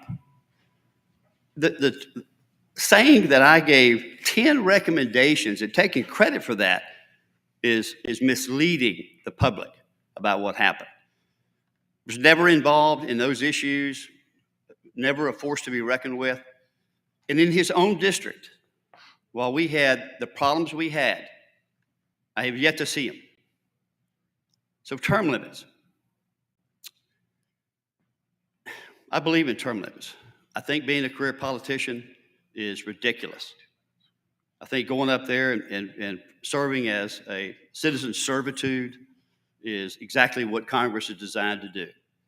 But making a career out of it, becoming a career politician, is not what it was about. Going up there and working for 2 years to 4 years is probably certainly workable. After that, you probably need to come home and go back to work somewhere instead of continuing to stay up there for session after session and term after term after term. That's why they're 2 years. That's why they're 2 years. So I believe in term limits. One of the things I've always said is Congress of people who've never had to work for a living. They have no careers, and I believe that's to be true. That's my stance on term limits. I believe in them. Thank you. Congressman, I will give you an opportunity to rebut since. Sure.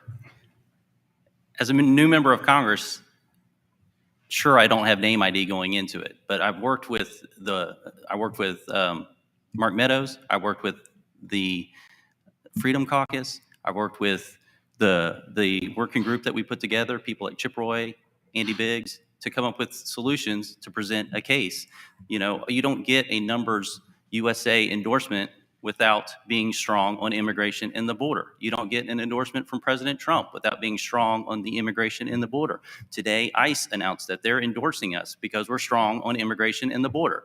So you don't have this without being involved and being active. And so we've supported all the efforts to fund border, to raise wages for Border Patrol agents. We've come up with solutions, the plan to be able to send to have the asylum hearings the moment they come to the border and push them back. That ended up being part of a pilot program that got implemented. So we're doing all these things and trying to come up with innovative ways. Yes, we have a Biden administration has open borders, and so it's a daily fight for sure.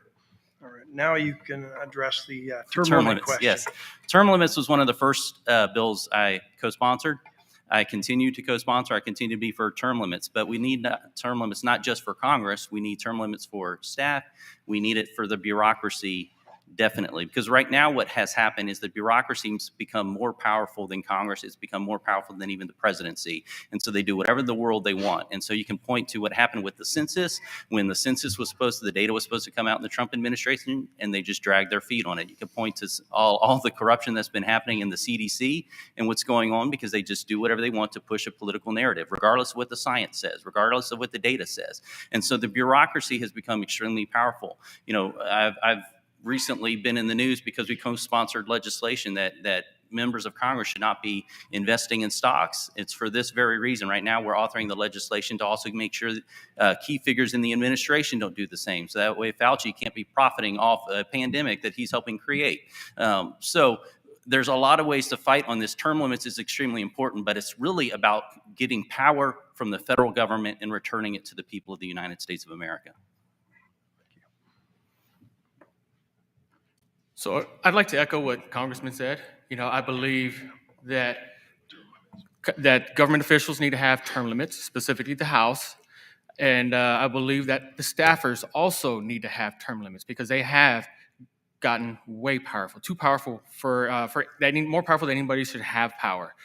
What I'd also like to do is take another spin on that is in two parts. Right now, the term for Congress is 2 years.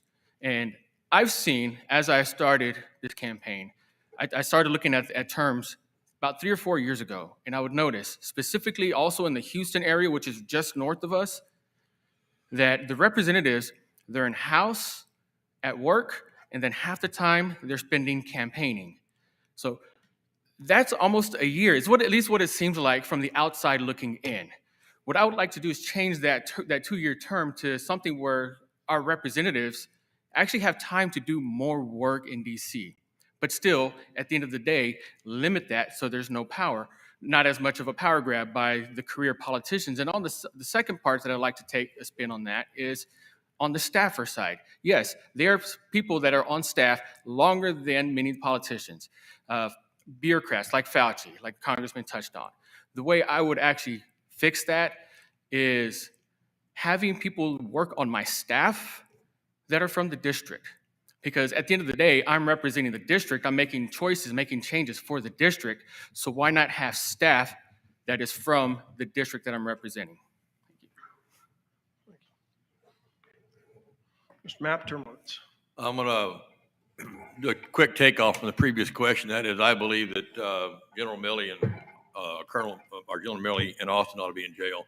What they've done to this country, what they did in Afghanistan, what they have done is they should be in the brig for that. And we should hail heroes like Lieutenant Colonel Schuler, who stood up and said and did the right thing. So that's on that topic. Number two, Trump is gone. He's not in the White House. What develops, what makes a leader is what happens when there's a lack of leadership, how you step up to get things done.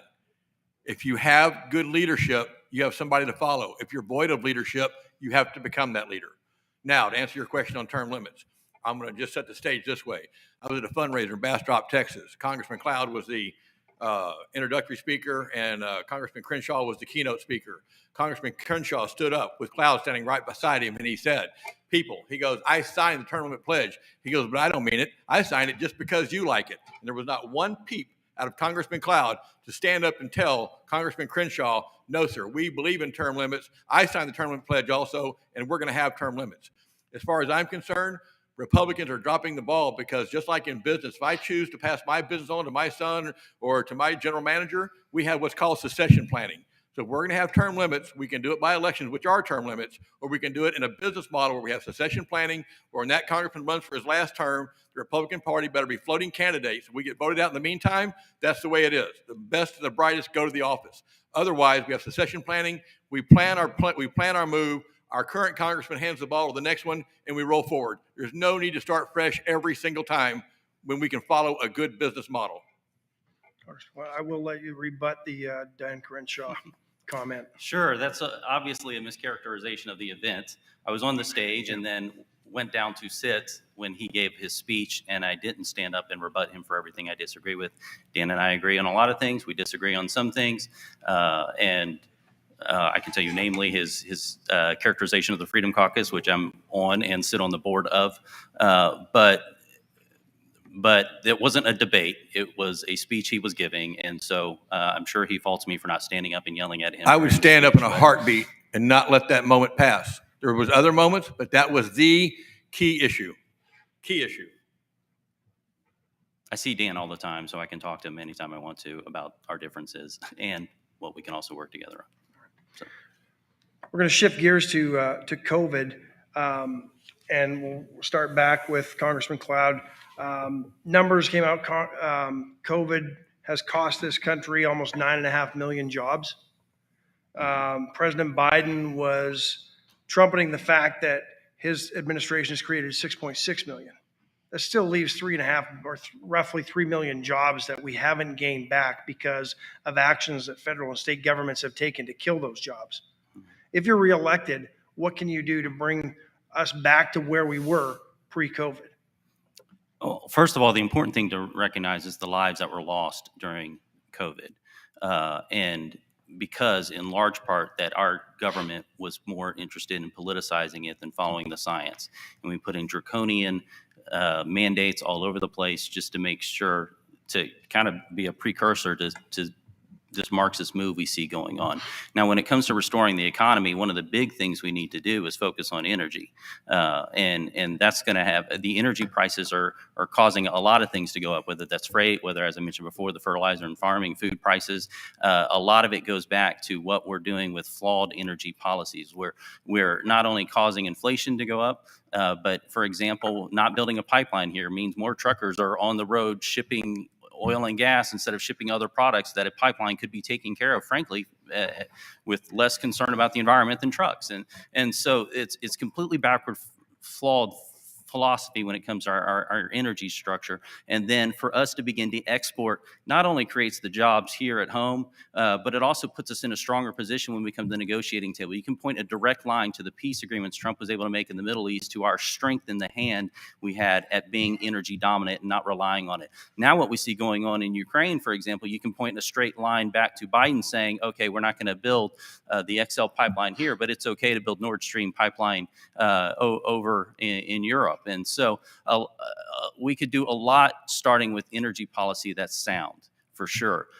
Getting rid of government incentives to stop working also is extremely important as well. We need to get back to restoring these good old American values. First of all, restoring law and order, putting the incentive structure back in place to where these things that we value, like a good work ethic, is rewarded.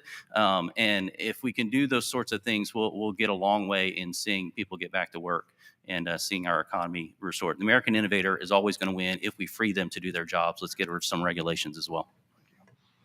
Can you repeat it, please? Yeah. We lost about 9.5 million jobs because of COVID when government shut down basically our entire economy. President Biden was trumpeting the fact that his administration has brought back 6.6 million roughly, and thought that was a great achievement. That still leaves us 3 million short of where we were pre-COVID. If you're elected, what would you do to help make up that shortfall and get us back to where we were to pre-COVID employment numbers? Well, the first thing I would do is see where those 6 million jobs are created. Were they created here in the United States or were they created overseas? In my industry specific, we've come to rely on Chinese products that they ship to us. I'm in the automotive industry, and there is going to be at least a year and a half wait. If a little chip that big gets flooded in the market, there's going to be at least a year and a half wait for auto manufacturing to get back up to par. We need to make sure that America is working, make sure that Texas is working, and make sure that District 27 is working for ourselves, become energy independent again. You know, we've got an administration out there that is supporting the pipe hitter and not the pipe fitter, and we're letting it happen. We need to stop issues like that. You know, the Nord Stream pipeline has been brought up many times. I totally agree that that was a bogus move. You know, there's no reason why a Texas oil field worker should lose their job because somebody is getting a job in Russia. There's no reason why auto manufacturers, auto salesmen can't sell a vehicle to support their family because we're taking that job that was supposedly created here in the United States and relying on somebody in another country to provide that part, that technology, that intelligence. Thank you. So we're talking about what happened after the biological weapon COVID was released on the world by China. It's the first thing we have to talk about. Number two, we have to talk about how we ended up losing so many jobs. And let's just talk about what's happening with the military right now, meaning if they don't take the shot, they're out. We're losing some of our best special operators. We're losing so many people that are qualified. We spent good money to train, and we're booting them out because they refused to take a shot that was called a vaccine, and then the definition of a vaccine had to be changed. That is criminal to use our men and women in uniform for experimentation, especially with woke policies talking about CRT with our military. So why are jobs being lost? A lot of people would not even recommend, I'll assure you as a veteran, my son would not recommend anybody go in the military under the present condition. So we have jobs lost and jobs not being created. That's the military side.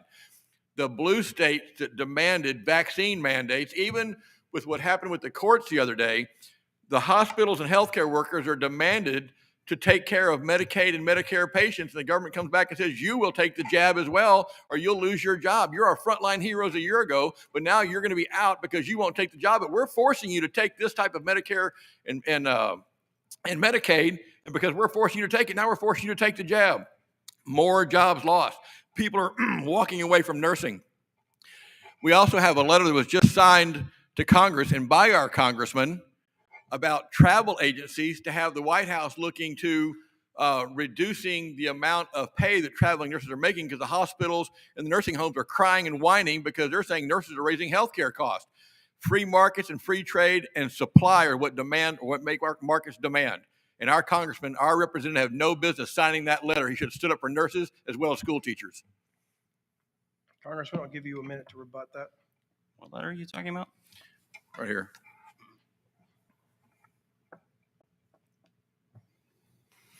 It was a letter by the ADA that was sent along right here. It says, staffing firms defend traveling nurse rates as industry groups. Congress pushed for investigation. It talks about a letter that was sent. Oh, okay. Yes, and you signed off the letter, as many other representatives did, but you can't look at healthcare costs when nurses have been used and abused and they're trying to find locations they can work and they're getting better pay and benefits for doing it. That's free markets at work, and we should never ever try to stifle free markets because they will reckon Congressman, your themselves. chance to rebut. Yeah, what we have is the government invading the free market. And so what we happened, and Texas learned from it, they kind of did it wrong and then tried to adjust from it. We had Texas, for example, hiring nurses and sending them into industry. So basically they were distorting the market by the government coming in and funding these traveling nurses. And so we created this pandemic where the government would help underwrite nurses going all over the place. And so it was hard to keep hospitals filled and keep people on staff because you have one nurse working next door to another nurse that's making 3 times as much, in large part because the government's underwriting it. So we're saying just look into this and let's get down to the bottom of it and see how do we do this to where we stabilize this in a free market way and make this work to where we can have a stable, get back to where hospitals have staffing, to where local communities have the medical needs that they need, and get past this distorting the entire market and economy for COVID. That's not what the letter says. That's not what it says. It has nothing to do with government intervention. It has to do with hospitals and nursing homes raising hell about the cost of nurses for traveling nurses, and it's only because they abuse their staff nurses. My wife was an RN for 30 years. My daughter-in-law is a nurse, and I'm telling you, that letter had nothing to do with government intervention except for asking the government to shut down and cap nurses' pay. That's what it had to do with. I'll submit a copy after the debate. Anything to add to that? I've already said what I have to say. Sheriff Lauterbach, if you're elected, what would you do to solve that employment gap of about 3 million that the 9.5 million that were lost since COVID and all the restrictions at the federal and state levels, and then the 6.6 that supposedly have come back, but still leaves us 3 million short. So just to get back on track. What this country really lost was freedom. These jobs are at the cost of freedom. How do you get these jobs back? That's your main question. You restore freedom. You fight for freedom. You do it in the House of Representatives. You do it in the Senate. And you work to do everything you can to restore freedom to this country, to Texas. It's freedom of choice is what it should be. And we lost that. I don't think there was adequate fight about that. The state of Texas is doing the best it can, but the things that Chris talked about were spot on with the medical industry and the forced issue with jobs and having to take that, the money that Congressman McLeod talked about. All those things are factors there. But really, when you want to get down to what's happened here, is all of this is a result of government taking freedom. Thank you. I want to shift gears to economics of this district because it's so vast, and we talked about it with the number of ports, airports, agriculture, oil and gas has been talked about. Other drivers of the economy, we've got urban centers, we've got agricultural centers, we've got small towns. Who's up on this one? Mr. Alvarez.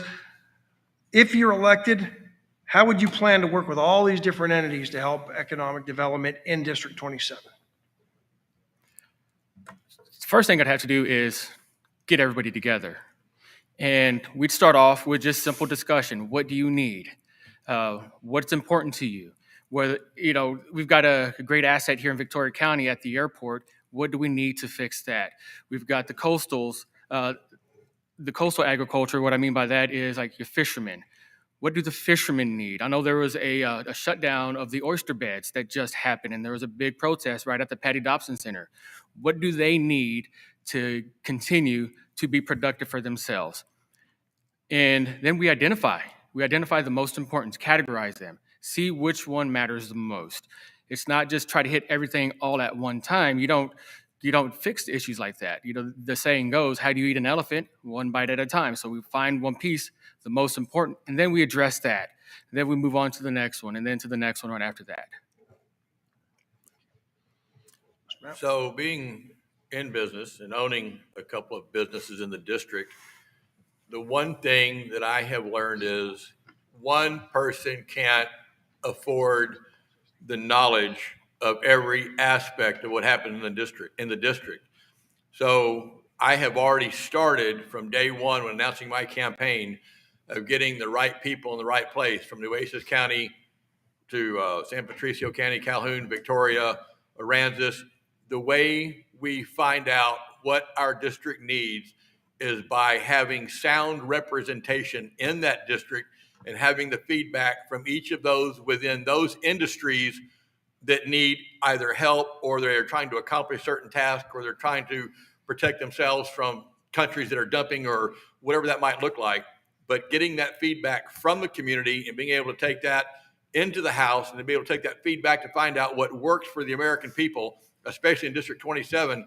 This is not rocket science. It's not a hard formula. It's simply a matter of communication. So as a business person, you look at each area of the district, you have your representative from that, you meet with them regularly, and you have those conversations. If the district wins, the representative wins, and the country wins. So it's not a hard process. Sure. The issue that you talk about here, to me, would be best served with a reduction in government, for one thing. I think that would be a really good place to start to get some government controls out of the way. And I believe in representative value on what we're doing here. Each industry in this district has some unique issues that go along. As a whole, the entire district, to me, could benefit from increased communication with each of these separate economies that go on in the district. So, the Gulf Coast development, the northern counties here that are closer to Travis County, Caldwell, Bastrop, they're a little bit different in what they practice there. We've got our agricultural areas, but representation of all of those areas that we have, as diverse as we are in this district. The oil and gas industry there at the ports, San Patricio County is phenomenal on what's going on. There's tremendous potential here. To capture that potential, you're going to have to be in the district. You're going to have to be attentive to what's going on. You're going to have to be available to what's going on. And you're going to want to meet with those folks on a regular basis to increase the communication and solve whatever issues that come about. Thank you. I said before I was even elected that the first task of a representative is to listen, and that's been a motto that me and my staff continue to go by. As much as we do our homework to dig into all these issues, we're never going to know as much as the people who are working where the rubber meets the road.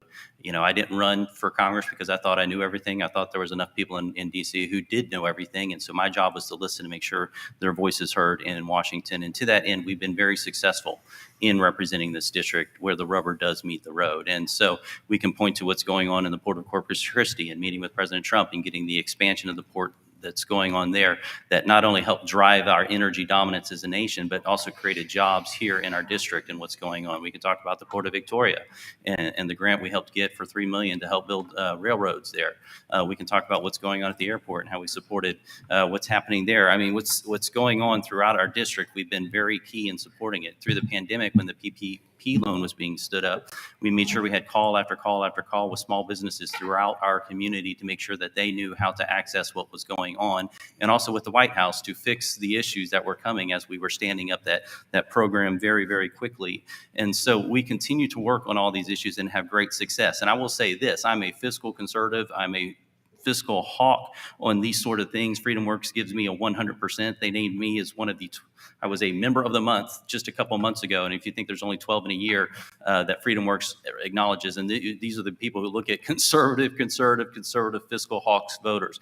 But I will tell you this, we will do everything we can to oppose this crazy spending and the trillions of dollars coming out of Washington, because it's leading to inflation. It's what's driving our country into the ground. But at the same time, if there's a bill that passes, even if I voted no on it, we're going to do what we can to make sure that comes back to our district and that the taxpayers here who are investing in that get their return on their money. We've been very successful when it comes to that and supporting the projects throughout our district. And so we'll continue to keep working on that. Thank you. Gentlemen, appreciate your time with the questions. We're going to move to closing statements, and we'll begin with Chris Mapp, candidate for Congress. 2 minutes for closing statements. Okay. So I mentioned before the reason I'm running for Congress is because I see our country being systematically dismantled, and I do believe that we are at war with our current federal government. We are, in my mind, we are on the precipice of losing everything that my son, my father, my grandfather and our forefathers fought for this great nation. And it's a little scary. But I think that we have the ability to win this fight, but I think it comes with a warrior spirit. I think having a gentle spirit is good, but I do not believe that that is what the American people are looking for, and I do not believe that that's what's needed in Congress right now. I'm not looking for member accolades. I'm not looking for member awards. I want to go to work for the folks of District 27 directly. I'm not looking for other Senate or congressional candidate endorsements. I will get my endorsements from the grassroots, which I have some very good endorsements. But I think this is about representation. And I think it's about not just District 27. I think it's about understanding how to stand up and be confrontational. It's about calling out the squad when they want to have a transfer of wealth, when they put their tent on the Capitol steps and they say, no, we need to quit paying rent. Where's the business mind? Where's the Republican business mindset that says our tent's bigger, brighter, better? We offer more opportunity, not the guaranteed outcome. Where was our representative on the steps of that Capitol telling the squad not only were they wrong, but what they want is not what stands for freedom and liberty. It's not what America stands for. We're not for the transfer of wealth. We're for the creation of wealth, but we do it through opportunity, not through guaranteed outcomes. Sheriff, 2 minutes, closing statement.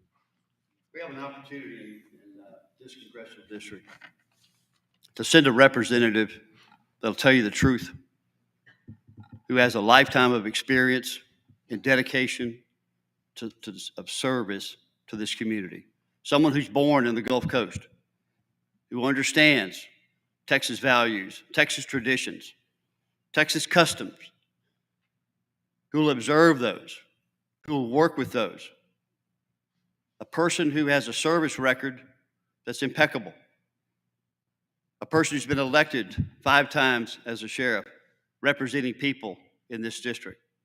A person who has widespread, recognized authority of boots on the ground, actually fighting the #1 issue in this district. Someone who will listen as a hallmark of listening, as I've heard tonight, who will actually listen to law enforcement as to what is actually happening. And how could I solve it if I don't know? If I have no idea how to solve the problem, I'll find out. You have one of those people here in my candidacy in District 27 to send someone to Congress with these credentials and these qualifications of 40 plus years of serving the public in every aspect, from military service to my law enforcement career. I ask for your vote. I ask for your support. God bless Texas. God bless the United States. And God bless our veterans. Thank you. Congressman, 2 minutes, closing statement. Sure.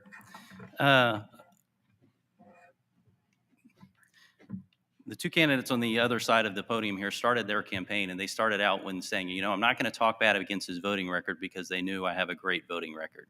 They've changed their tune of late. They've even talked about how good my integrity is in the past on the stage, but have changed their tune of late as we're coming down to the wire in this election. But I can tell you this, I don't count a fighter by how many sabers are rattled. I count by battles won. And we've been on the front line from the very beginning, getting victory after victory after victory. Yes, it's a daily battle because we have forces at work that are trying to destroy this country from within. And yes, even within the bureaucracy, even within the White House. But we have to do everything we can to continue to push back on that. I'm on the Freedom Caucus. I'm on the board of the Freedom Caucus because the Freedom Caucus, the group that everybody knows is fighting in Washington, asked me to be on the board. They didn't even ask. They said, you are running for the board, and they voted me to be on it. So we are in the trenches fighting every single day on these issues. And so maybe instead of camping out with the squad, I was maybe writing a Sunset Commission bill, which we've introduced to help rein in spending. Maybe I was on the budget task force where we put together what could be a balanced budget for the United States if we ever get the chance to vote it and pass it on a Republican-led leadership. I could have been fighting for the border on these issues as the many times I've addressed it, or simply working with people throughout this district. And so Yesterday, I was in Washington, D.C. Here I am today. This is what it is all the time. If I'm not in D.C. voting, I am back here in Texas working this district, traveling constantly. There's been a remarkable uptick, and people will talk about it who are connected and worked with these issues, who understand the fact that we are one of the most open, accessible, responsive congressmen this district has ever had, and we're continuing to do the best. We always have work to learn, but we're going to continue to do our best to serve with a servant's heart, to fight on the issues that matter to America, and do everything we can to make sure, as Reagan said, that we do not lose this nation, that the freedom and liberty don't pass automatically in the bloodstream. It has to be fought for, protected, and passed on to the next generation to do the same. But more importantly, he also said, or else we'll one day have to talk to our kids and grandkids about what it was once like to live in a land where people were free. I do not want to see that happen, and that's on my mind every single day as I go to work for the people here in Texas, and I certainly would appreciate your vote. Thank you. God bless. Final comment for Mr. Alvarez. Thank you. Since we were named? Not in closing statement, no. Sir? Not in the closing statement, no. Say it louder. Not in the closing statement, no. We're wrapping up here. I'm going to quote a Democratic president. Ask not what you can do, what your country can do for you, but what you can do for your country. I take that to heart, actually, and that's why I decided to run. It's a little bit different than what you've heard me say on social media or whatever, but I plan to serve this country. And not only this country, but the people that are watching this live, the people that I interact with every day. See, growing up, I grew up in a low-income family. I couldn't even afford my drumsticks in high school. Some would say that I grew up in the hood, because I did. I had to watch my back when I was walking all the way from Taylor Avenue to Victoria High School. Sometimes I was carrying a saxophone. Sometimes I was just riding a bike, but I had to watch my back. But still, I am out there every day, still among those people. I know the struggle of having to pay rent and eating ramen that week. I know the struggle of having 25% of my paycheck taken out because I was married and I have 2 kids now, and we're divorced. I know that struggle. I know the struggles of everyday life, making life-changing decisions because you can't afford to do something. I know that struggle. I am blessed right now, by the grace of God, with a job that lets me do what I do right now. And it gives me the freedom that I can to be more productive for society. So I'm out there, and I look for your support and look for your endorsements for going out there representing you, because you know that I come from the same background that the people here come from. I'm not rich. I don't have a big sign campaign. All I have is everything that I've done so far by myself on this campaign.